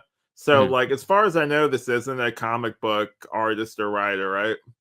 What the hell, man? Like, you the whole time you're naming them after all these different people, and then Dante Jackson in this one, like, you're just like, well, fuck it. He ran out of names. Like, he probably had like a little encyclopedia off to the side. And he's like, you know what? Fuck it. I'm running out of time. It's gonna name it this Italian sounding name instead. It's so much. That's such a good point too. I hadn't thought about that. Where like, wouldn't it make more sense to have the comic book tribute to the innocent person he's trying to defend rather than the rapist he's trying to kill? No, no, no. We got to name after like criminals and boxers and lowlifes. That's what we do in this thing. Like, imagine if they switched it, where like the rapist in the beginning is Vincent Cordoza, and then the guy he has to defend is Jose Quesada. Like, that feels like it makes a little bit more sense, at least in terms of making it a tribute to your comic book creators. But I think he Well, hates we them, got what man. we I got. think that's why he keeps naming them after different people. He's like, clearly earlier, he's the kind of resents the material a little bit, where he's just like, this isn't Spider-Man or anything like that. Uh, Speaking of we double also Lisa, identity, so yeah. yeah, Lisa Tazio is the murder victim that they're investigating during all this. And in the script, I thought it was interesting that they kind of give her a double life, where Yeah. she's just seen as this college girl who got killed. And then later on, they find out when they break in that she was a sex worker and had people, like all these guys, calling her literally to like set up appointments with her. While the director's cut kind of just eliminates the double identity and just makes it known from the beginning, which kind of eliminates a little bit of the mystery from it. I didn't realize, because at first I'm just like, oh, that's weird. Like she was originally just going to be, a college student. And then as I went further, I'm like, oh, okay. So it would have been a twist, that she's a sex worker. But then it's like, well, okay. I don't know. This is one where I'm like, I don't think it necessarily makes it worse for them to have done what they done in the movie. It's just kind of a cool additional thing that Hmm. feeds into the mystery aspect of the director's cut. And So in the then, director's cut, yeah, it's a college student, or in no, the no, no. In the script, she's a college student, but in the okay, director's cut, yeah, she's a gotcha. college student in the script who moonlights as a sex worker. Whereas in the director's cut, they just cut the whole college student thing, and she's always known as being a sex worker. And so, I think, Hmm. here's what I think they made the right choice, because if the idea was for Matt Murdock to defend the helpless and the downtrodden, then it makes sense that he is trying to find the actual killer to this girl that unfortunately a lot of people in the city don't care about. Yeah. And he's trying to get an innocent man off who, again, most people don't care about. So it feeds thematically into it, as opposed to a girl who was thought to be one thing, but then turns out to, maybe not be as innocent as people thought. It's cool for the mystery, but it doesn't have the same effect compared to, oh, this, somebody who is kind of discounted by society at that point. Well, Ben, we know what he would have done if he had to bring her into court. He probably would have just gone up there and said, "Ladies and gentlemen of the jury, this woman is a sex worker," and everything, like he did in Born Again with White Tiger. He's like You holding can't up her help, lingerie. yeah, It's like, he are you can't one help yes or no? himself. Asshole, he can't help himself. He's ruining people's lives. Jesus, that was a good pull. Yeah. In the script, she writes a different clue into it. So in the director's cut, she writes what seems like mom, which leads to my favorite Foggy line, where he's just like, "I knew it. Her mother did it." How can we go? Whereas in the script, she writes Mark Welch, which creates another mystery, because who is Mark Welch, and that gets addressed later on, of course. Mhm. The Uh, Foggy kind of has a more active role in this, mhm. which I did appreciate. Like, I don't know if you noticed that too in the script. Like, he definitely has a more active role, and like he does help solve things, but it feels like in this, Yeah. like and we'll get into it a little bit, I'm sure, but he seems like he cares more about Matt in this one. Yeah, he cares about Matt, and he cares more about the people, and it's not just about being comic relief and doing doing stuff that brings in money, but also at the same time, in the director's cut, like he's the one who figures out that Wesley. But here, it's kind of like what you said. We'll get into it when we get to that part of the script, but like it feels as if he's really motivated to bring the guy down, as Yeah, opposed to, oh, I solved the case. This will get us, our client off, which is kind yeah. of how it comes across in the movie. And here he's just like, oh, I want to get this guy. I want to get the actual killer. I want to solve the mystery. And so Foggy's kind of the hero of at least that subplot, a lot more in the script, it feels, than in the director's cut, even though he does technically solve it in both versions. But he feels like more of the hero for that subplot in this one. It is like 89. You got the comedic side character is way more impressive in the script than he is in the Damn it. actual movie. Damn it, that's what they were talking about. You know what? I take it back. They were right. This is better than 89. You know what? We fixed it, everybody. Let's see. Bullseye does have the same scene at the inside the plane, where the old lady is sitting next to him and he can't stand her and he kills her with the peanut. That here he's listening to Twist by Korn. Again, more of these needle drops. I gotta And listen then to the playlist you put together and kind yeah. of read this and see if it works. Yeah, I think it does. I think that it's yeah, as long as he's listening to something that feels like it's hardcore during that scene, I think it's fine. Yeah. Then we have the courtroom scenes, and there's a couple interesting differences. One is that in the director's cut, we have this corrupt cop named Mackenzie who's giving his testimony, and this whole thing with Matt listening and being like, "Wait a minute, his heartbeat hasn't jumped. He can't be telling the truth, but he somehow is. How is this possible?" All that's not in this version. We have a cop named Officer Polina, and he only has this one scene where he gives the testimony. There's no thing about him being corrupt with a pacemaker who gets paid off with a car or any of that. That seems to have been written in later drafts.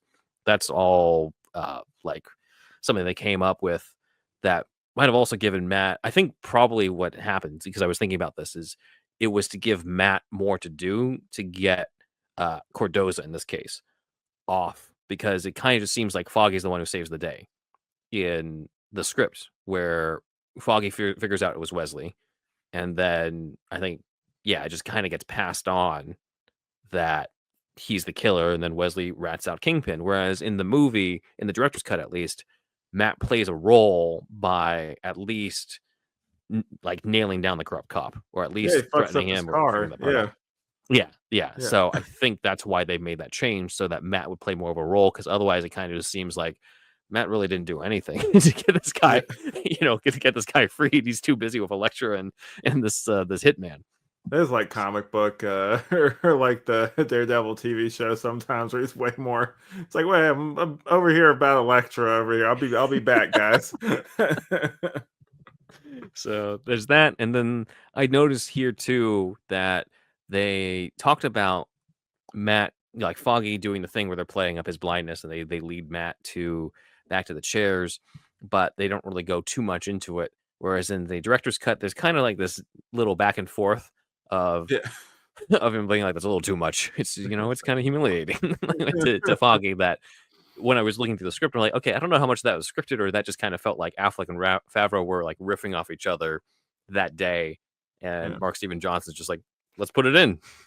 So Yeah, they definitely had some maybe. chemistry. Like they seemed like friends. Like that's one of the biggest compliments. Like I think I even said that in the episode. Like you can Yeah. definitely kind of they feel like they've been friends for years. Like they did a great job. Yeah, and I wish that they were in another movie together so that they could Yeah. play more off of that. What would Maybe one that day. be though? Like what would like I don't know. you know what I mean? Like we've talked about this before, but like what they kind of did everything in this movie. Like what would the next storyline be? Oh, you mean for like the Daredevil sequel? Yeah. Well, you still have other villains you can bring in. You still got They did wanna do Born Again. They did wanna do Karen Page, playing more of a role with stuff. So, if you have more of Karen, you also have more of Foggy, I would Yeah. think, because 'cause they're all at the same office. So, we could see more of that. They could have done the hand. I know they kind of did that in the Elektra sequel. Mhm. That kind of feels like it's not really. It feels like it's connected at the same time, doesn't? Like I don't Yeah, know, right. Yeah, it but kinda yeah, feels like its own thing. Sometimes I forget about it. definitely. That's it. You're better off forgetting about it. It's not that good. Yeah, guys, we're not covering that one next. I can tell you Yeah. that. Sorry. Maybe if a lot of you requested, let us know in the comments. But Elektra does show up again, and also the romance with Matt and Elektra does feel a lot more fleshed out. It kind of feels in the movie, even the director's cut, where like this is the love of his life. And I'm like, dude, you met once on a playground, then you had a moment on a rooftop, then you might have had sex if it was the theatrical cut, and then her dad died, and then she went, she went all vengeful, and then she died. Like it seems like you've known her for like a week. Here, again, this is like '89 with Bruce Wayne and Vicky Vale. Like it Mhm. feels like there's more dates, there's more stuff fleshed out between the two of them. So here they kind of, when Elektra finds Matt again, we don't have the rooftop scene. It's them, like he runs into her, and they have an extra day at the pizza place, and when they're walking back, that's when it rains.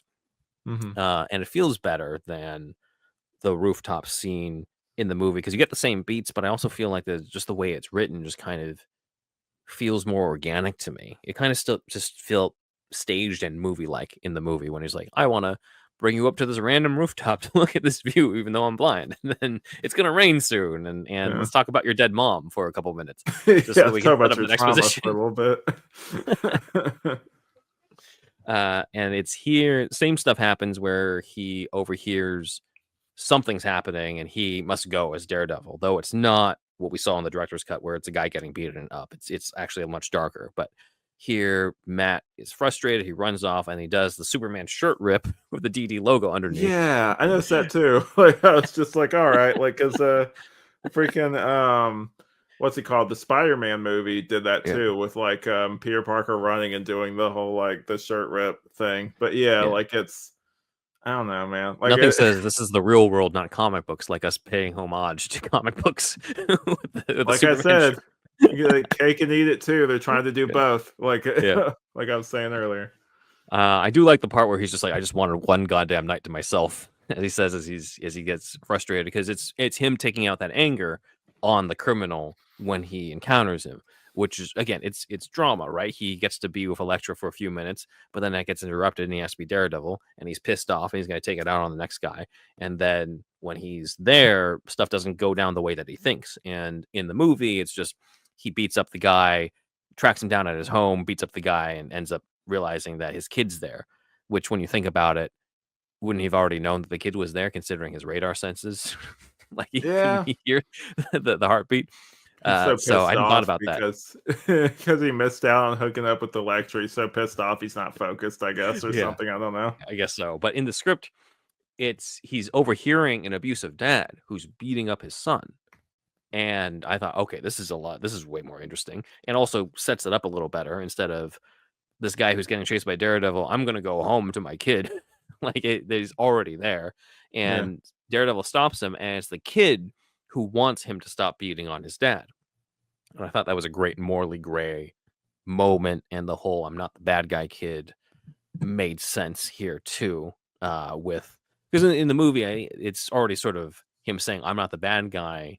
This was the bad guy. Your dad was the bad guy," and it feels stronger in the script because it's just like, well, your dad was the one who was beating you. I saved you. I'm not the bad guy. Like it felt Yeah. stronger to me in this moment. What did you think of this now that you read the original take on what that scene was supposed to be? I think this is definitely better. I'll be honest with you, the original that scene, I do somewhat remember it, but it was one of those things that like when I was thinking back on it, I'm like, is this simple? Because I remember definitely the kid and the kid being upset and everything, Mhm. but I think in the original, obviously he's just saving him. And this one, that's real. Like that whole Yeah. thing with like the whole kid being abused like that. Mhm. You hear a lot of cases of like that happening. So like this is definitely one of those like this is the real world thing. Like this actually is though. Like it's Yeah. like, hey, Mhm. like if you're gonna lean into that, like they should have left this like it was. Like this is a good moment. Yeah. Maybe Yeah. the studio thought it was too dark to have the kid actually get beaten, but like that's kind of the whole point of the scene is that things are Did they not not black read and white. the line at the beginning talking about like this isn't spider sense and everything? Like he needs to show it to him again and be like, come Yeah. on, take it seriously. Maybe that's why he put that in the beginning. Yeah, it's like It they was for won't get them. it unless I underline it. Yeah. Then we get the party scene over at the hotel where Fisk again actually interacts with Ben Urich at the party about the whole, kind of continuing the idea of Urich's investigating the Kingpin, but can't have anything, doesn't have anything on Fisk. And then we do have the meeting between Matt Murdock and Fisk, but here it's less blatant, less hostile. It's more subtle of an exchange. It's not the whole thing where I'm just like, we only take clients who are innocent. Go fuck yourself, Fisk. Like it's a lot more subtle. Where Matt mentions that, oh, Fisk used to be a promoter, like a fight promoter, and they talk about his dad. They talk about Jack Murdock, and it sort of plants the idea of Fisk being involved with Jack Murdock's death earlier on in the Yeah. story and sort of hinting that Matt might suspect that Fisk was involved but isn't sure at this point. And I thought that was a cool beat. Again, it's like Batman 89 where they made the arch nemesis the killer of his parents. And there's been a debate in terms of, okay, when exactly did he know? Did he actually know earlier than the point in the movie where it's flat out revealed to him? And so this is kind of one of those things that showed, okay, before Bullseye tells him about the Rose stuff in the movie, this might have planted that a little earlier on intentionally. Yeah. I don't know. maybe I'm just like I have like a bias towards the movie, but I do kind of like that he's just more like that Daredevil side of him is peeking out a little bit more with like we only represent those that are innocent and everything. Like he's not even going to entertain Yeah. the whole thing of like even giving like Fisk like the illusion that he's going to help him out in any kind of way.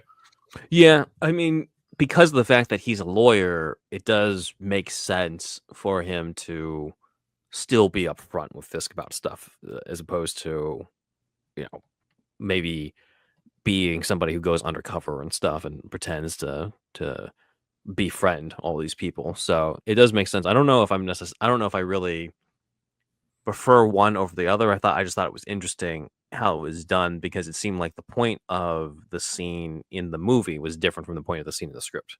The point of Yeah, the that's scene in the script was to plant the idea that Fisk may have been involved in his father's death, whereas in the movie, the point was more sort of more clues or other things to set up Foggy figuring out that it was Wesley. yeah. Yeah, like I don't know. Like it's like you said, for this story it kind of fits, and for the other one it Mhm. fits. Like Yeah. yeah. But speaking of Foggy, we like pay off the whole like him doing weekend dances, the whole salsa thing.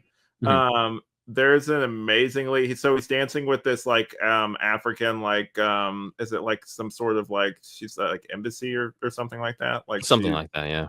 yeah, and at first when I was reading this, I thought that I was like Storm? Like, it was like one of those at Oh, you first thought it was were a yeah. like a thing. I was like, maybe they're doing Storm, but then immediately, like, no, like you've like, no, not at all. I Or the was Dora just, Milaje. yeah, maybe, but in my head canon, but so there's an amazingly bad joke here. He's dancing with the woman and says that there's a new sushi place that caters to just lawyers. It's called Sasumi, and she doesn't get it. And he's like he's basically like, get it Sasumi, like he I would have actually loved to see Favreau like do this. It would Yeah, have been hilarious. I think so Um, too. and like the reason like he's dancing with this random woman is that like she's gonna reveal like he's talking to her and he's like she mentions Mark and she reveals the Mark Hotel and that's where Welch is staying at. Mhm. And so like that's just to set up that whole thread basically, Yeah. which I thought was kind of clever. Like he's just like Mark who kind of thing. It's like, Mhm. oh, you're at the Mark Hotel. Okay, cool. Like Yeah. that was kind of fun. Yeah, sure. Um, and then so we meet Nicholas Natchios for the first time at the party, and Elektra actually introduced Matt to him at the party. It's really funny. Like he's being all serious and everything, and she's just like kind of embarrassed. And he's like, what's your it's like what's your intention with my daughter?" kind of Mhm. thing. And he's like, "I'm a professional gold digger," and he wants to get all of your daughter's money. It makes him like him a lot. I was charmed by this scene, but Me too. it's one of those two where I'm just like, once again, like it's maybe if you got somebody else to play it, I don't know. With given the tone and how he is in the movie, like I don't see this scene really working with that tone, basically. I liked it because I think it made the dad more likable so that it hits harder when he dies. Because Yes, he's mainly shown plot yeah. wise of he's working with Kingpin, he's had a criminal past, but you don't really feel much about him. You're just like, all right, like he serves his role in the movie. He has like one scene with Elektra in the car before he gets killed. Like there's not really much I'm with only him. I'm only laughing because it's not funny, but I think it's just how the actor, like whenever, it's whenever Kingpin comes up and talks to him, it's like, oh yeah, you remember when your wife died like that or something? He just gets really mad. He's like, why would you bring that up?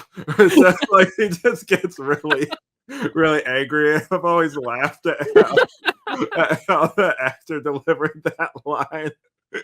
Like Kingpin just comes up, it's like having this little quiet moment. It's like, oh yeah, I remember when your wife looked that happy and everything. It's like Kingpin's just like messing with them. I It's like just unintentionally kind of darkly funny. It is, yeah. It is. I like the scene. Um, I think it works in the movie where he's in more stuff Mhm. beforehand, but there's something endearing about this. I don't know if I agree that it doesn't really fit as much with the movie because we do. I think it might just feel weird because we're not used to seeing Matt do as much comedic stuff Yeah, in the that's what it movie. is for I think me, I that's what it think. is because we've already got Foggy, we've got Dante Jackson. If we've got the director's cut, Matt himself isn't really doing much that's silly or funny outside of the playground fight, which is like the worst example. But that's the only thing that exists out of this. That's Maybe kind of that's why I'm opposed on to the it. I tone. was like, no, no. The only other time he was goofy like this was the stupidest scene in the movie. I don't want Yeah. this. Because I could see Affleck do this scene, and I like the scene. I can see Oh what you yeah. mean about it being different tonally, but I also think it might have benefited, at least in the sense of showing how like it just endears It makes you Nicholas like Nachos. him. Yeah, it endears Nicholas Nachos more. It endears Matt. It shows more of the bond of Matt and Elektra when she's like, "Oh, like he offered you food. He's never done that." Like that type of Yeah, stuff. Like it was cute, man. it makes you more invested in this relationship and it makes you like Nicholas Natchios more so that when Nicholas Natchios dies, you feel something. So that when Elektra is slipping away and the relationship is starting to shatter and she now wants to kill Daredevil, like you feel something. In the movie, I think they're kind of just relegated to like, okay, we're left with the plot beats. And it's not as Mhm. emotional. Yeah. I mean, like this one definitely I probably would have felt something like you kind of said. I was just like, well, that kind of sucks for Elektra, but I don't know. Like this one, yeah, like I could totally see this guy just being like, "Oh, I love this guy." No, he says he shakes his hand. It's like very good, very good. Like I love that. That's like really Yeah. charming, man. Yeah. So that's my verdict, I think. I would have liked some version of that just to add more emotional context. Next needle drop. Power Man 5000's When Worlds Collide. So that plays instead of Rob Zombie What when is that Bullseye. song? The what? What is that song? Is it like how's it go? Do you know? Is it Uh because I'm trying to think. Is it like there's this other song? It's from SpongeBob, but yeah. it's just like when worlds collide, we'll slip and slide. Is it like that, or is it No, something it's else? not. Oh, okay. Like that's like another thing. That's what I was hearing in my head when this was playing. It's a When I it's a read the it's a script. similar type of song to what was the Man Without Fear song that plays in the movie. So Okay, like it's not Rob Zombie, it's Power Man 5000, gotcha. but I'm gonna butcher it, but it's like this is what happens when worlds collide, and then it's like it goes Oh, like okay. loud and Rob Zombie like at that point. Yeah, I was like, it's a weird song that they picked right here. So I was picturing during this Some scene. SpongeBob over this I'll song send you from the link Bullseye. later. So yeah, Bullseye steals a bike from a cop, kills the other one by lighting him on fire with a cigarette butt. That cop might have become Frank Miller, or they decided again this is way too expensive. Let's just have him kill a guy for like 2 seconds and then ride off the motorcycle, and that's all you need, which is fair. I think this is similar to the jockey sequence where it's like it's cool. I don't need it. It's too Yeah. expensive. Yeah, so once again, going to stuff I couldn't really hear Ben Affleck saying in the script, Daredevil says, I'm watching over you, baby. Like, I'm like, what? What if it was Vin Diesel? I'm watching over you, baby. Like, I don't Family. know. Family. I don't know, man. Yeah. It doesn't work. They It would it, have cut this. that line threw me. I was like, we don't need that. That's like uh a first draft line. I don't know. yeah, for sure. And what it does lead into though is this big action sequence that I was like, oh, this fucking kicks ass, where he jumps on top of the limo, sees Bullseye's going. Well, he doesn't see. He's Daredevil, but you know what I Yeah, mean. come Like on, man. Bullseye's coming after him, and so they have a fight. And instead, because in the movie, it's literally like let's run at each other. He kicks him off the motorcycle. Somehow, Bullseye gets the billy club, even though he's not even close to his legs. And then he kills Natchios, and that's it.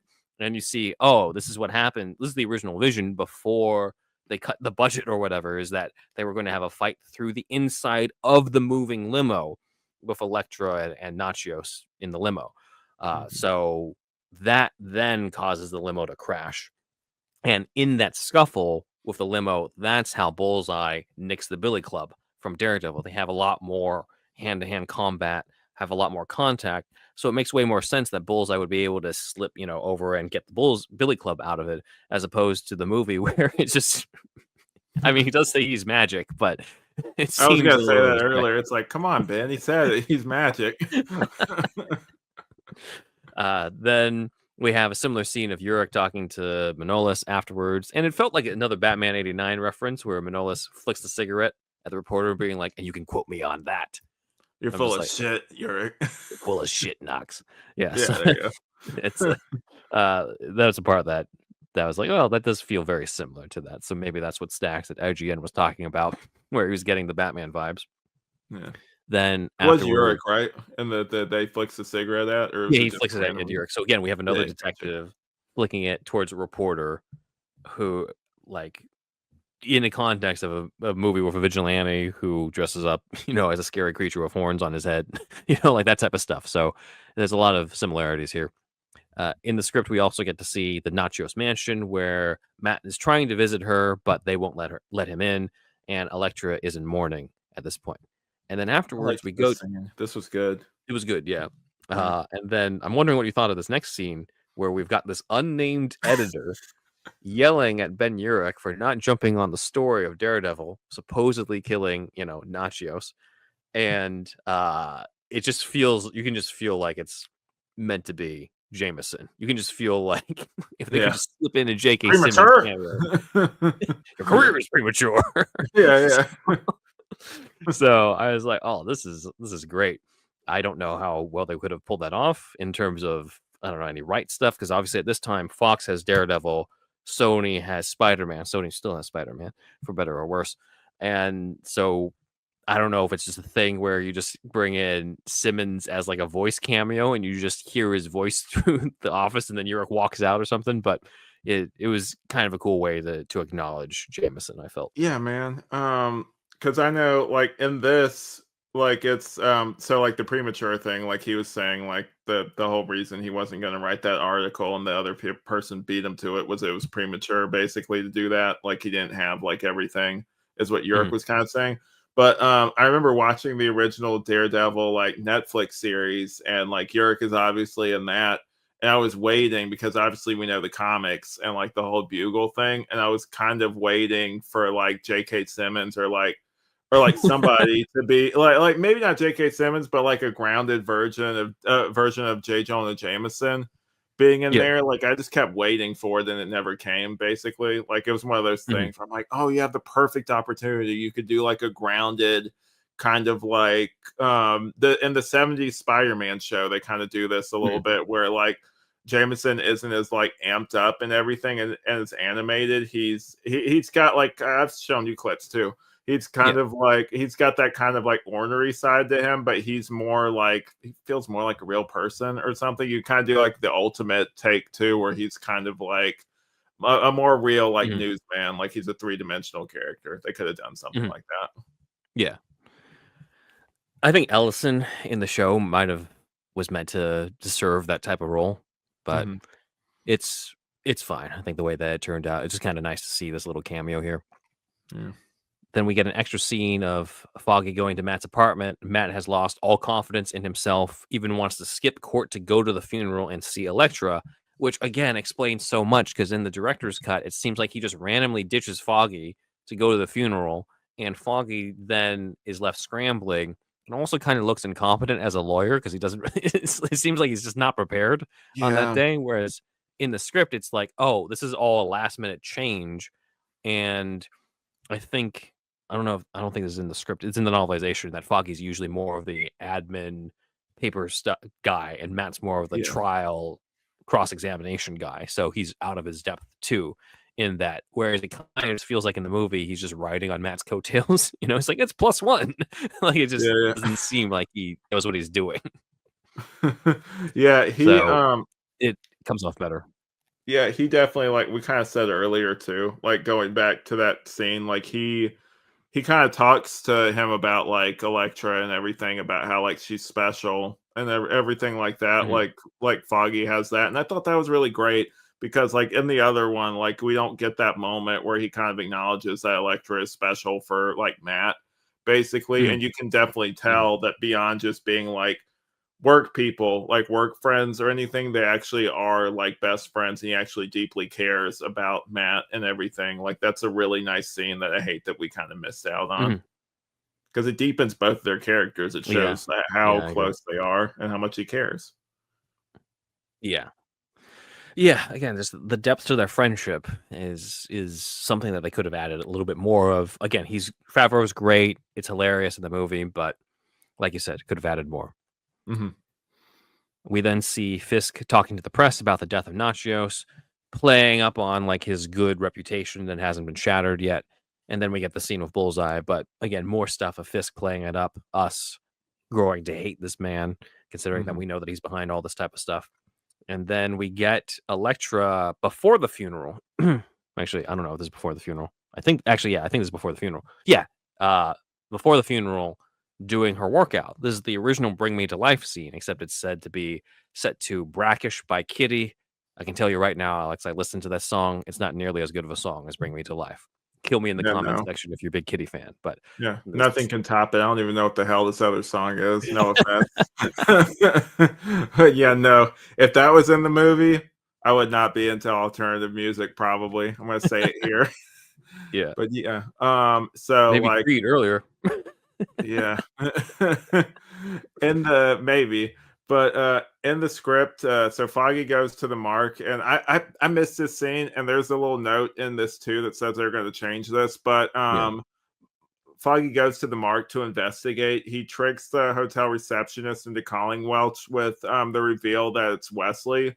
Foggy Hmm. gets on the phone and telling them that he's going down. Again, I like how good they make his character in this and how like he is competent and he's smart in this one. Not saying he's dumb in the other one, but he's definitely more intelligent. He has more agency in this Hmm. script, and I really do feel like that's missing. And I like this scene a lot too. Like it shows that he's smart. Like you said earlier, he's not just like on Matt's coattails and everything. Yeah. What do you think of this scene? It's not just smart, but passionate about getting the guy. You know, Yeah. you get Wesley on the phone, he gets Wesley on the phone. It's like he says, "I got you, you son of a bitch." I Yeah. don't know if that's the exact line, but that's kind of what it is. And you're like, "Oh, this isn't just this will get my client off so that I can get out of this case." It's I really care about solving the murder, finding these guys, taking these guys down. He also cares about like the little guy type of feeling. So I really like the scene. It would have showed a different side of Foggy, right? Because he's so comedic in the other scenes, but you can again, he really cares. He actually does care deep down, even if he is complaining about, getting paid in fluke. So Yeah. it's a good moment for sure. They did say, and it's probably one of those things that they couldn't shoot at a hotel or something, because there's another note here in the October draft saying this will be rewritten to be a scene in the Nelson and Murdoch office. And we know from the director's cut that him discovering or figuring out that it's Wesley is at the Nelson Murdoch office thanks to Karen. So I it's one of those other aspects of filmmaking where why go out and hire another actor for one scene when you can already use one of your other actors you've already hired and just Yeah. make it that character. Well, I So have a you new already set where we yeah already got this one over here. yeah. So you've already got the Nelson and Murdoch office. You've already got Karen Page cast. Why not, right? Why not just use her to do it? And it still works. It just makes, like you said, it makes Foggy look smarter in the original version, and he just seems more passionate about justice and finding the right murderer. That it You just kind of lose that in the existing version of the director's cut, which again, like what I was saying with the Nacho stuff, it's there to fulfill the plot beat. It doesn't really fulfill the emotional part that this does. Mhm.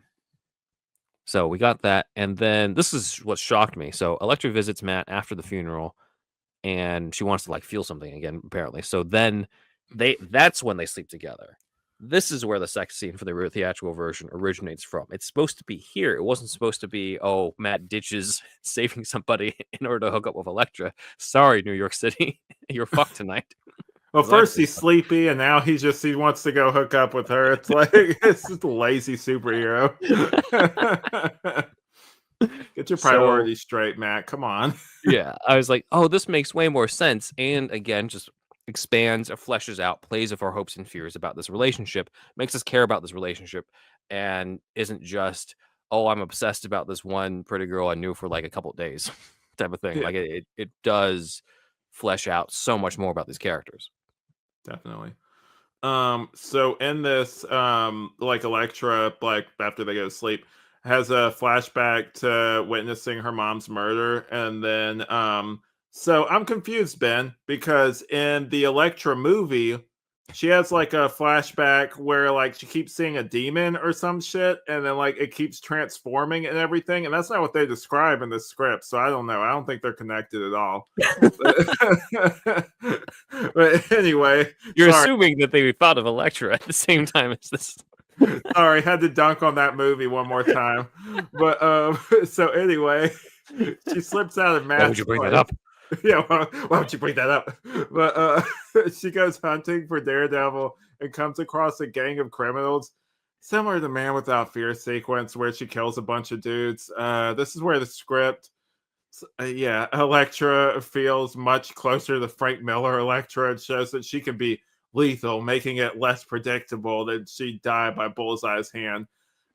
Man, this shit, man. I don't know.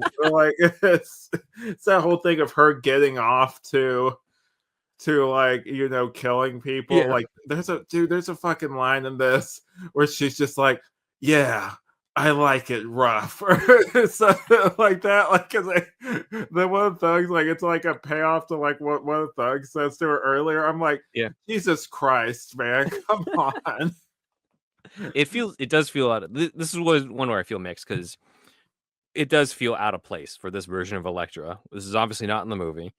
And Thank God. yeah. But on the other hand, like you just said too, it makes it like she actually is shown to be lethal as opposed to the movie where Yeah. she defeats Matt, and that's the most that we've seen her outside of working with She defeats sandbags, and then she's supposed to go up sandbags. against Bullseye.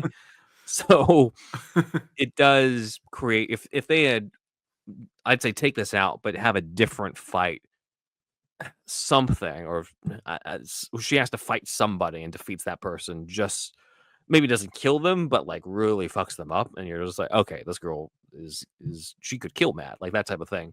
Then you get the same point across. It just kind of felt like Mark Steven Johnson's doing his own version of Elektra, and then he's just like, well, I like the sequence from the comic, let me just throw it in there. But he hasn't Yeah. really set up that version yet, so it feels like it's just a 180 for that scene. Yeah, it's one of those things too where I don't, and Jennifer Garner is a great actress. I can't see her doing this scene, man. Yeah. I don't know. It doesn't fit. Yeah. Yeah. So Elektra baits Daredevil with a scream for help. She pulls a real Spider-Man one in this. Oh yeah. Yeah, with She's the just whole not wrapped up in the blanket. Yeah, so it goes on the rooftop. Like they wind up on the same rooftop. There's a dummy with the red dress, though, which seems like it kind of seems that Daredevil would have really I almost said seen through this, but like like it's promise this is not intentional, guys. But he would have. Wow, Alex. I was gonna say seen past this. Ableist. Anyway, I'm in a whole like circle here. He wouldn't have fallen for this. There, got it. Yeah. Righted the ship at the last minute. But yeah, so like it's like kind of like the Spider-Man 1 thing where it's like the whole Scream like throwing him off, kind of playing on the fact that he's a hero, that he'll come in. Well, like I don't know what her goal is, because in this one she doesn't think he's a hero. She thinks he's a murderer. So, like, why would he go to help someone if he's like a killer? I don't know. Wait a minute. Well, I think he's on his way. He senses he's tracking down Elektra, and he hears someone screaming for help and thinks he's going to go and help them. I don't think he knows. No, I'm he's saying going after a killer at that point. No, I'm saying Elektra thinks he's a killer. It's confusing. Anyway, no, Elektra thinks that he's a killer. So, like, sorry, I got that mixed up. Yeah. So why would that be something? Why would that be bait? Yeah, I see what you mean. Yeah, that's well, weird. This is also why they cut it. Yeah, it doesn't really work. doesn't make sense. He would. They thought the same thing you did. It's like he wouldn't fall for that. He knows that that's clearly a dummy right there. Yeah.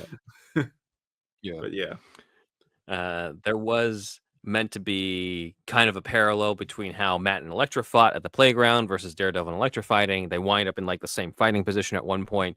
I thought that was a nice touch.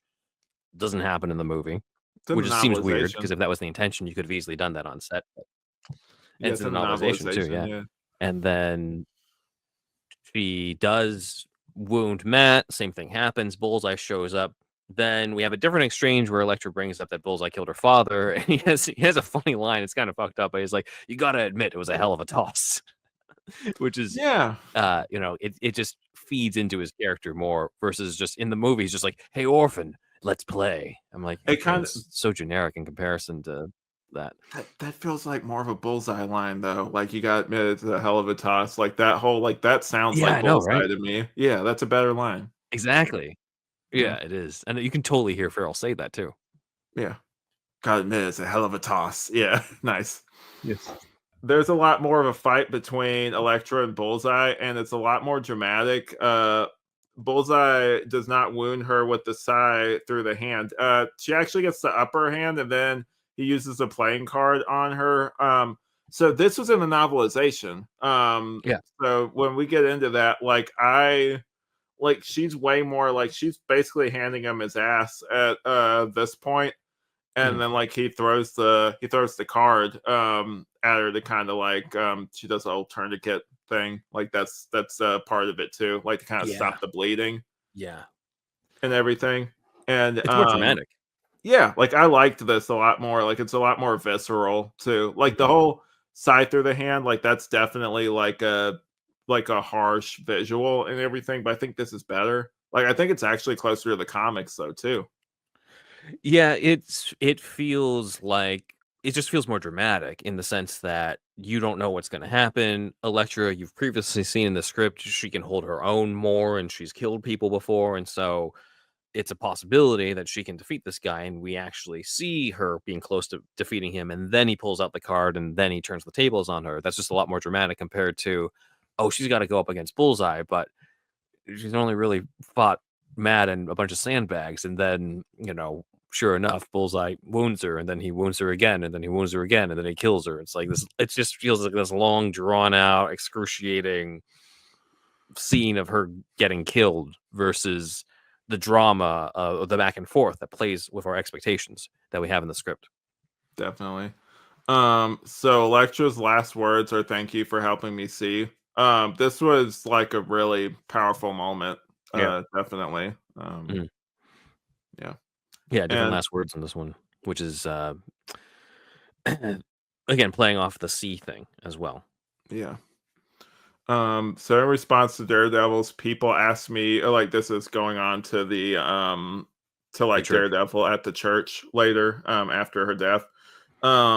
So Daredevil says like to the priest, like people ask mercy from me basically.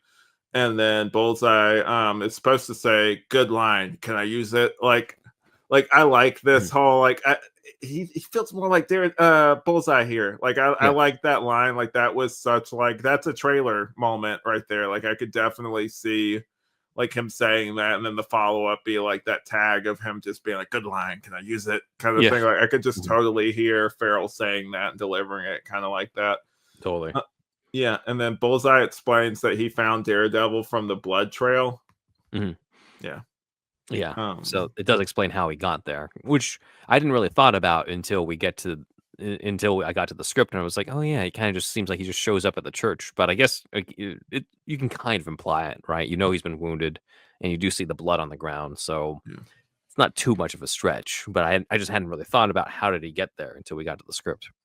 Yeah, it means the movie kind of did its job too if you're not really thinking about like, Yeah. that, I guess. Yeah. Also, Father Everett, once again named after another comic book creator, Bill Everett, but at least in this case, it makes more sense. But they don't have any prior scenes before Father Everett is to find him at the church. So it doesn't seem like there's any prior connection. I do like that they added something later on in the other drafts and in the movie, in both the theatrical cut and the director's cut. There's something between them so that it seems like Matt went to somewhat of a familiar face. Just a different context of how familiar he is with Matt being Daredevil, depending on which cut you see. And then Bullseye has a moment that you alluded to earlier, where when Daredevil Yeah. knocks him with the billy club, his teeth get knocked out, but then he turns around and he uses his teeth as a weapon, which is hardcore, but also done in the comics. Also was done in the Born Again show, from what I've heard. So that Yeah, does man, it's cool. you gotta watch those last those last two episodes, man. Like Hey, we're we not were, covering it. yeah, no, at least for No promise. context. Hey, for context for the next season, at least because it directly feeds into the next season. All Like right. just so you know what's happening. But yeah, like that was cool. At first, so like look behind the curtain for a second. Like we shared these notes together. When I saw Born Again originally, I wasn't thinking of the show, I was thinking of the comic. I'm like, I don't remember that scene in the comic. It was one of those moments. But yeah, like that was I do remember that scene. That was a good scene. And it's I don't know, like unless they did this somehow where it wasn't CG, like I could see them trying to do the CG and early 2000s it would have looked like shit, man. I don't know. Yeah, no, that does not. I see what you mean. It's not the same. Yeah, unless they did it somehow practically where maybe he had it in his hand and then you just saw like the impact basically where like it just went like, it hit him or something like that. Like I don't know. Mhm. Yeah, it would have been hard to pull off. Yeah, I hear you. Bullseye during the scene also stole one of Elektra's sais and is using it in the fight. So that's kind of cool. Yeah. Let's see. And then during the fight, or towards the end of it, Bullseye is taunting Daredevil with not being able to kill him. He's really asking for it at this point because we know what's going to happen. And then they adapt the comic Last Hand, which is the comic where Bullseye kills Elektra, and then Daredevil and Bullseye have that moment where Daredevil tells Bullseye, "You're never going to kill anyone again," and then he drops him. So Yeah. that moment is faithfully realized in the script. It's not that way in the movie, and I don't know. I liked how it was in the movie, where it's like my hands, and then Yeah. you just He he's and just then he asks, yeah, he asks Matt for mercy. There's this weird Jesus thing that he does, but like yeah. he asks Matt for mercy, which then feeds exactly into what he said earlier in the director's cut. And at this point, you've built up, even though like Colin Farrell's fun to watch, this guy he needs justice. So it just feels so satisfying when Daredevil throws him through the window directly Mhm. after the whole like have mercy thing. That I get why they did what they did. They didn't have to adapt that specific line from the comic. So we see Daredevil take out the lights in the Fisk building, and we were to see the silhouette of the devil.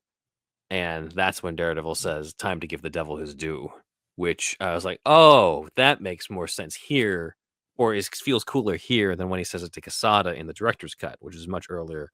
When he says it to Fisk, now it's like, okay, it's on with the main villain.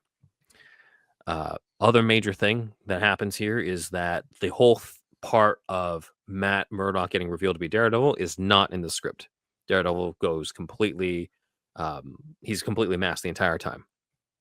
So that whole thing is there. We get the confirmation that Fisk killed Jack Murdock, but not in a way where Fisk knows that Daredevil's talking about his own father. And then Fisk taunts Daredevil with the whole like "you're the same, you and I" type of thing. It's That little that's cliche. yeah, it's cliche. I'm glad that they cut it. It's Mhm. different from the whole. There's no callback to the "I'm not the bad guy" thing. It's sort of alluding to it, but they don't directly have Matt say that when he spares Fisk. So it kind of has Fisk say that taunting line, and Matt decides not to do it. Yeah. So like again, like going into what I said earlier, Ben Urich is way more has a lot more agency and a lot more of a Mhm. role in this. He arrives before the cops and tells Daredevil to go and that he knows his secret, indicating justice is blind to signal to Matt. Mhm. We see Wesley in handcuffs identify the Kingpin. I also like this, that's more direct Yeah. in this one where like he sees that whole thing. And like for me personally, like especially if they want like a sequel to this, like you don't have to reveal Daredevil's secret identity. Yeah. And this, like you can kind of just leave it like I think it's cleaner like this, especially since with Urich how he because if you still want to do that, like you could still have that in the next one because Urich still knows, and maybe Mhm. like he gets blackmailed or something, or maybe it said like, oh, like Urich knows something, and maybe Kingpin gets out. Like you could still play with that Yeah. a little bit without it being like, because in this one I'm like, okay, if Kingpin ever gets out, like it's over for Matt basically, because he knows who he is, like he's seen him. But yeah, they stuffed a lot into the final version, but here there's at least some room that you could do Born Again a little bit closer where Fisk finds out in the beginning, as opposed to in the movie where he ends up finding out already towards the end, and so he would presumably use that knowledge in the sequel to try to go after Matt. So, but that's a good point. That kind of helps offload that into the next movie. But in some ways, we're kind of glad that they didn't do that because they only got this one movie. So it's like, in the benefit of hindsight, it does end up working, even though it probably might have made things stronger if they tried to save stuff. The draft from July that we have cuts off around here where Matt and Foggy are talking about how they got Cordoza freed from the charges and that Wesley's going to get what's coming to him.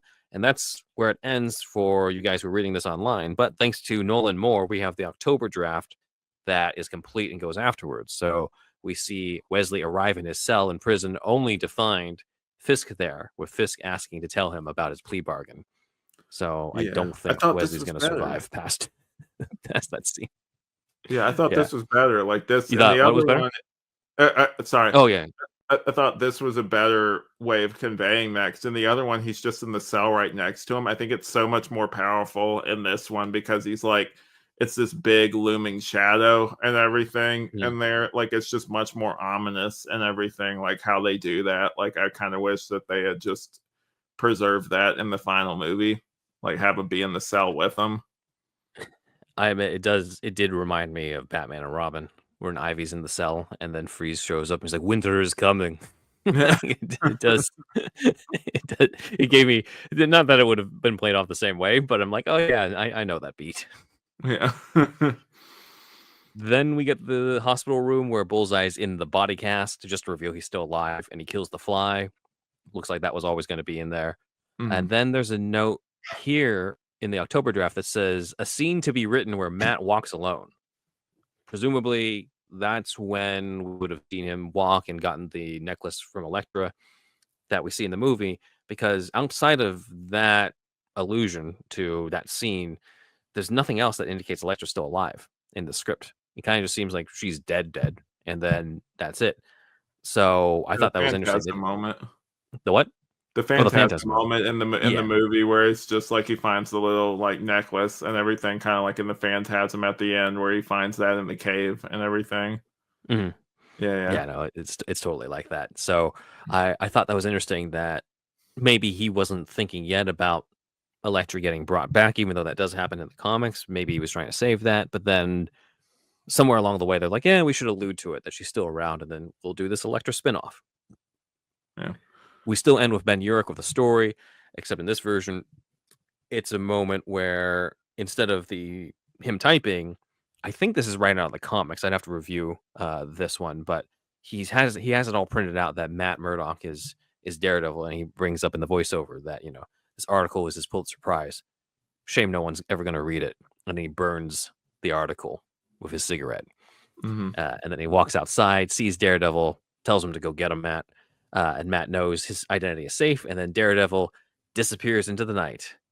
Yeah, no needle drop indicated that its fuels won't back down. It just says that he goes off, and that's it. So, great ending. I thought. And then there's a line in this where he's just like, you hear voiceover narration. It's like sometimes people need to have their faith rewarded because sometimes the truth isn't good enough, and everything just paralleling another Batman movie. For those who are confused, that is not actually in the script. I was just joking. No, it says from the Dark Knight. Yeah, this would seem to fulfill that. Yeah. But yeah, is this script what the first Batman really should have been? Is this what 89 should have been? It just feels like that guy who wrote it was not a big fan of 89 Batman and wanted something that was more true in his eyes to the comics, and saw this and thought, oh, well, this is stuff that's directly out of Miller. It's gritty, it's dark. This is what it should have been.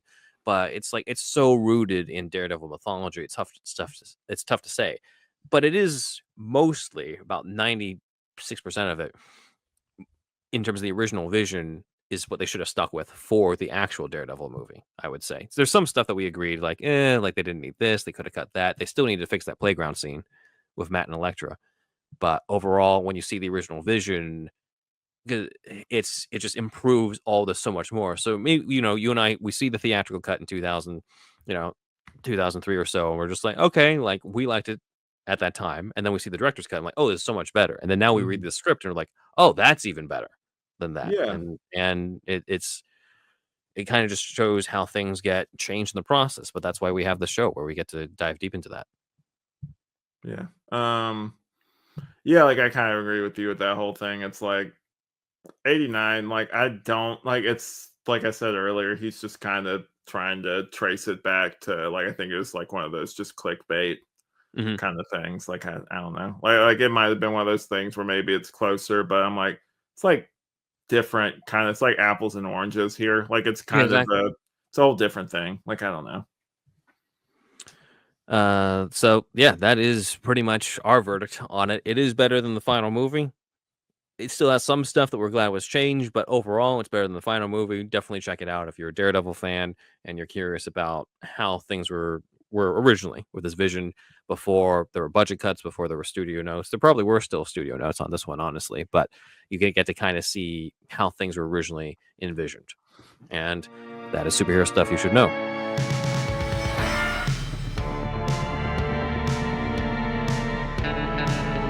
So, big thanks to Dan for bringing up a lot of the visuals for this, as well as being our producer and editor. So, congrats, Dan, on that. Dan the man. Yeah. We have a few comments here. Did I do this out of order? I think I did this out of order. Whoops. Usually do Patreon stuff. Well, we're here anyway, so we might as well get to it. All right. Go ahead. So, this is from Rye Guy, and I can't read that last part. What does that say? Rye Guy. Yeah, Rye Guy. So, hopefully some X-Men material to come too, especially on the film side of things. More so X1 and X2, a plethora of material to cover there. If you guys are interested, love me some X-Men. I got some good news for you, man. We're definitely going to cover some X-Men. Yeah. So just stay tuned. Like, I'm looking forward to that. Definitely. Yeah, me too. Yeah. Thank you, Rye Guy. Yeah, in the lead up to Avengers Doomsday, especially considering that we're getting a lot of returning faces for that one. So we'll definitely be covering the scripts in the lead up to that, or some coverage of those X-Men movies. So Stay tuned for that. All right, I'll read the next one from Brandon Spain. Can you look over the 3 Superman Live scripts at some point? No. Well, no. See you later. Next. No. We'll only do X-Men. No, it's on our agenda. Like I said, it's on our agenda to cover it at a certain point for sure. I can't say it would be when the Superman movie comes out in July. I think we're basically planning flyby, like we said in the last episode, for that, since that's a little bit of a more similar feel to it, in the sense of like that was another Superman reboot that was trying to like do its own thing. It's just didn't get off the ground, but this is a much bigger series to keep in mind, but we're definitely planning to tackle it for sure. Definitely. All right. So 8, literally just the number 8. Great username. So wow, welcome aboard, Alex. Excited to see this next chapter of the podcast unfold. Thank you, 8, literally just the number 8. I really appreciate it. Awesome. Yeah, I'm glad to be on board, guys. I've been a fan of this podcast for a while, and definitely feel like that's helped me with my role as co-host now. And I try to, learn some lessons here and there through either my podcasting or just other things I've observed along the way. So yeah, definitely looking forward to this new chapter. We have this cool new purple cloud background that looks really cool. It's ominous. I like it. It's nice. But yeah, definitely looking forward to the future of superhero stuff you should know. Thanks again. I'm here.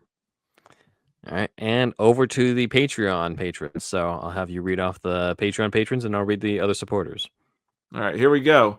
So here we are again, Patreon. So we got Halsey, Slight Rebellion off Madison.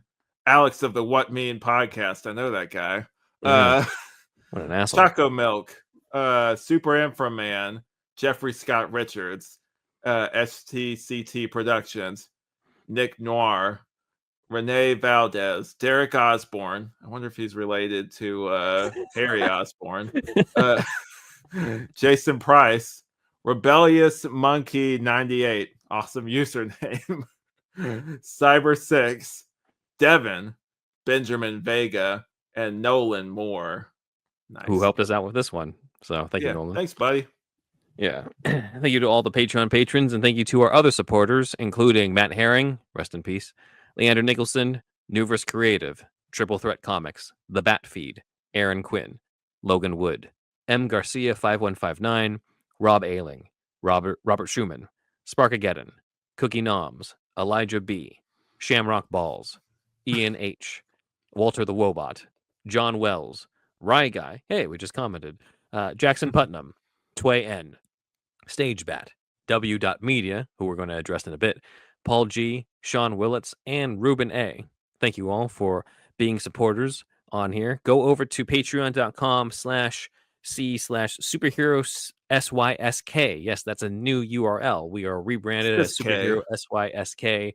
In other words, superhero, and then spell out the initials for the rest of the show. Superhero Stuff Pod was too long of a Twitter handle, so we had to change things, and I wanted everything to be uniform. So if you are looking for us on social media, you can find us at Superhero SYSK on pretty much all the different platforms: TikTok, Facebook, Instagram, Patreon, all of those, all under the handle Superhero SYSK. Over at that Patreon, you mainly get the $5 tier and the $10 tier. $5 tier, you'll get early access to all our videos and episodes, including this one. You'll get exclusive episodes of us reacting, discussing, reviewing any of the latest news. You also get to join our Discord server where you can interact with us. And on the $10 monthly meetup for the $10 tier, you'll get to meet and chill with Alex and me. We get to talk about the latest superhero news, movies, TV shows. You get to give us direct feedback on the past episodes. You love them, you hate them. Hopefully the former, not the latter. And then you get to influence our show in some ways. We give you polls for you to vote on things like the thumbnails or what episodes to cover, or even things that you guys have already seen in the episode. So the theme song was voted on by the $10 tier that you guys saw. Elements of the intro that you see too with the Superman, that was voted on by the $10 tier. You get to influence the show if you're part of the $10 tier. You all get the opportunity as well to submit any questions for future guest interviews if you're part of that tier. You have to shape the face of superhero stuff you should know. That's true, yeah.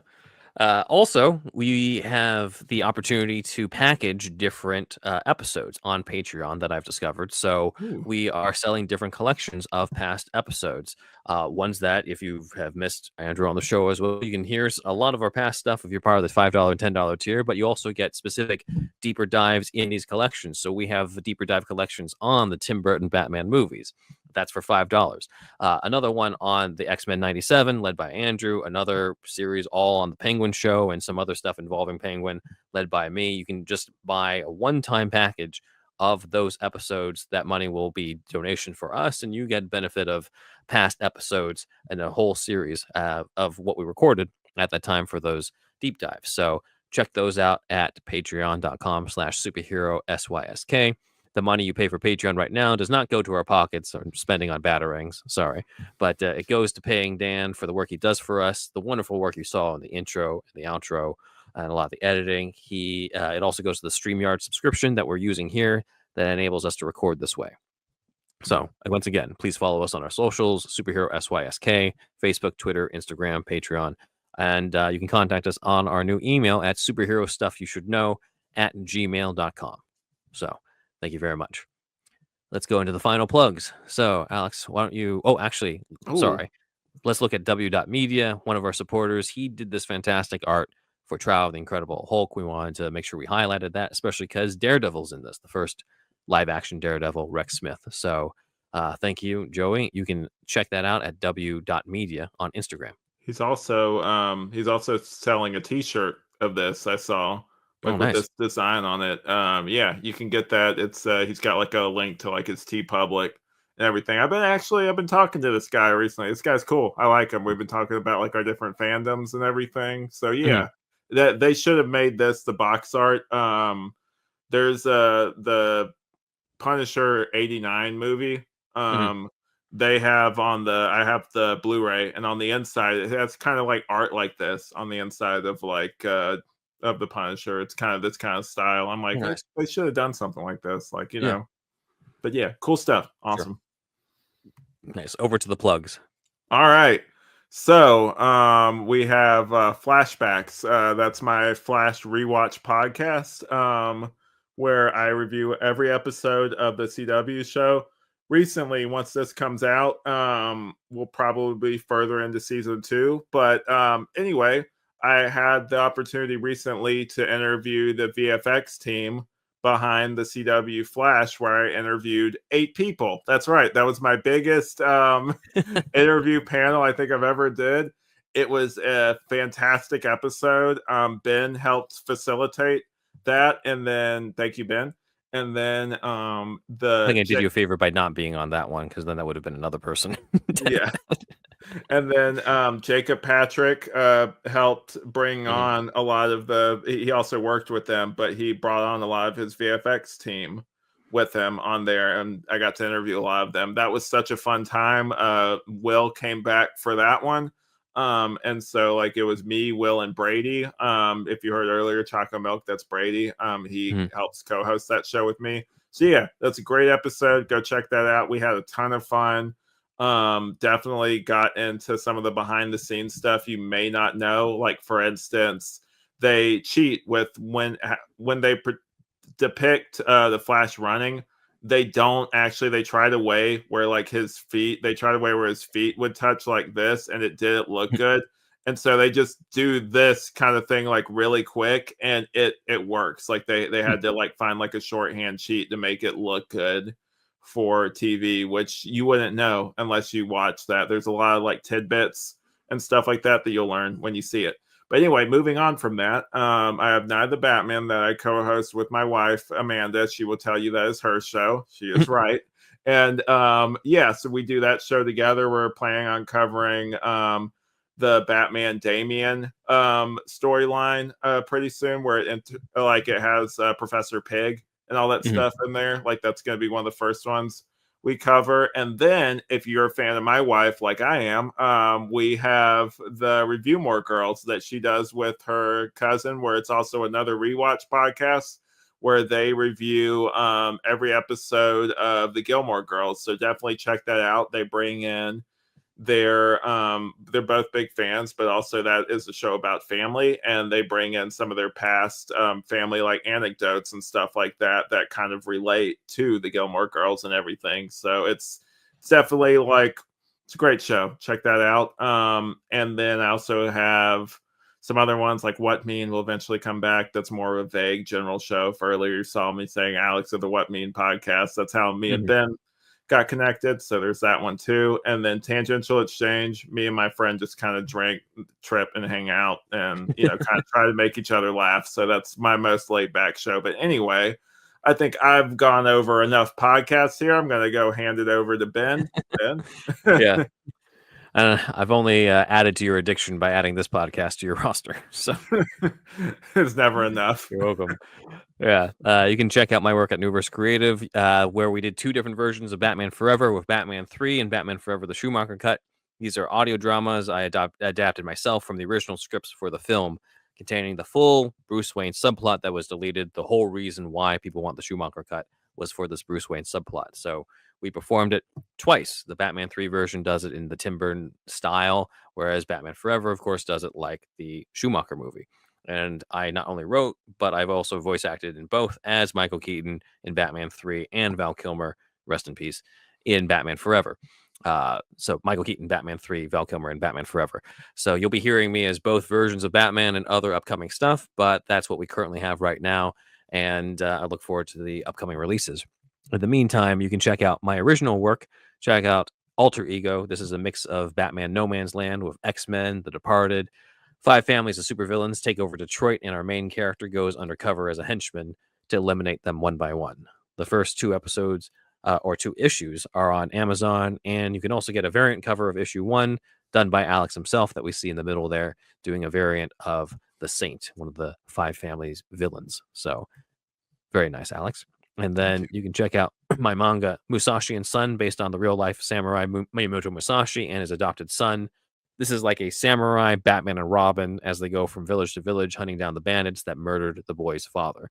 Volume 1 is also available on Amazon. Volume 2 currently in production, and I can say we're aiming to release it later this year as well. But we've just got a lot of work to do because Volume 2 is going to be, I will say, probably twice as long as Volume 1.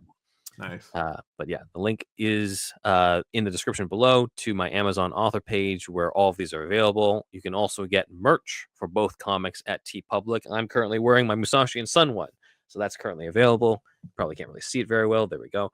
But yeah, you can check out all those at TeePublic, and as well as the Alter Ego one, both Alter Ego and Musashi and Son available at TeePublic. Lastly, coming up later this year will be issue 3 of Alter Ego. As well as an animated movie directed by a friend of the podcast, Aaron Quinn. It is a faithful adaptation of the James O'Barr graphic novel, The Crow, that I co-wrote with him. He'll be animating. What was that? I say I can't wait. This is going to be great. Oh, yeah. He's animating. I'm the voice of the Crow. Really looking forward to that one, and we'll try to time it, too, with some coverage of The Crow, the 1994 movie, of course. I don't know if we're going to cover any of the others, but at least cover the 1994 movie around the same time, and also probably talk to Aaron as well about the making of the animated one we're working on. So that is pretty much what we have. So until next time, guys, we want you to do us a favor. We want you to tell all your friends about us. Sorry, I tried to do it at the same time. All right, here we go. What are we? I'm Ben Wan. And I'm Alex Ramsey. And this is superhero stuff you should know.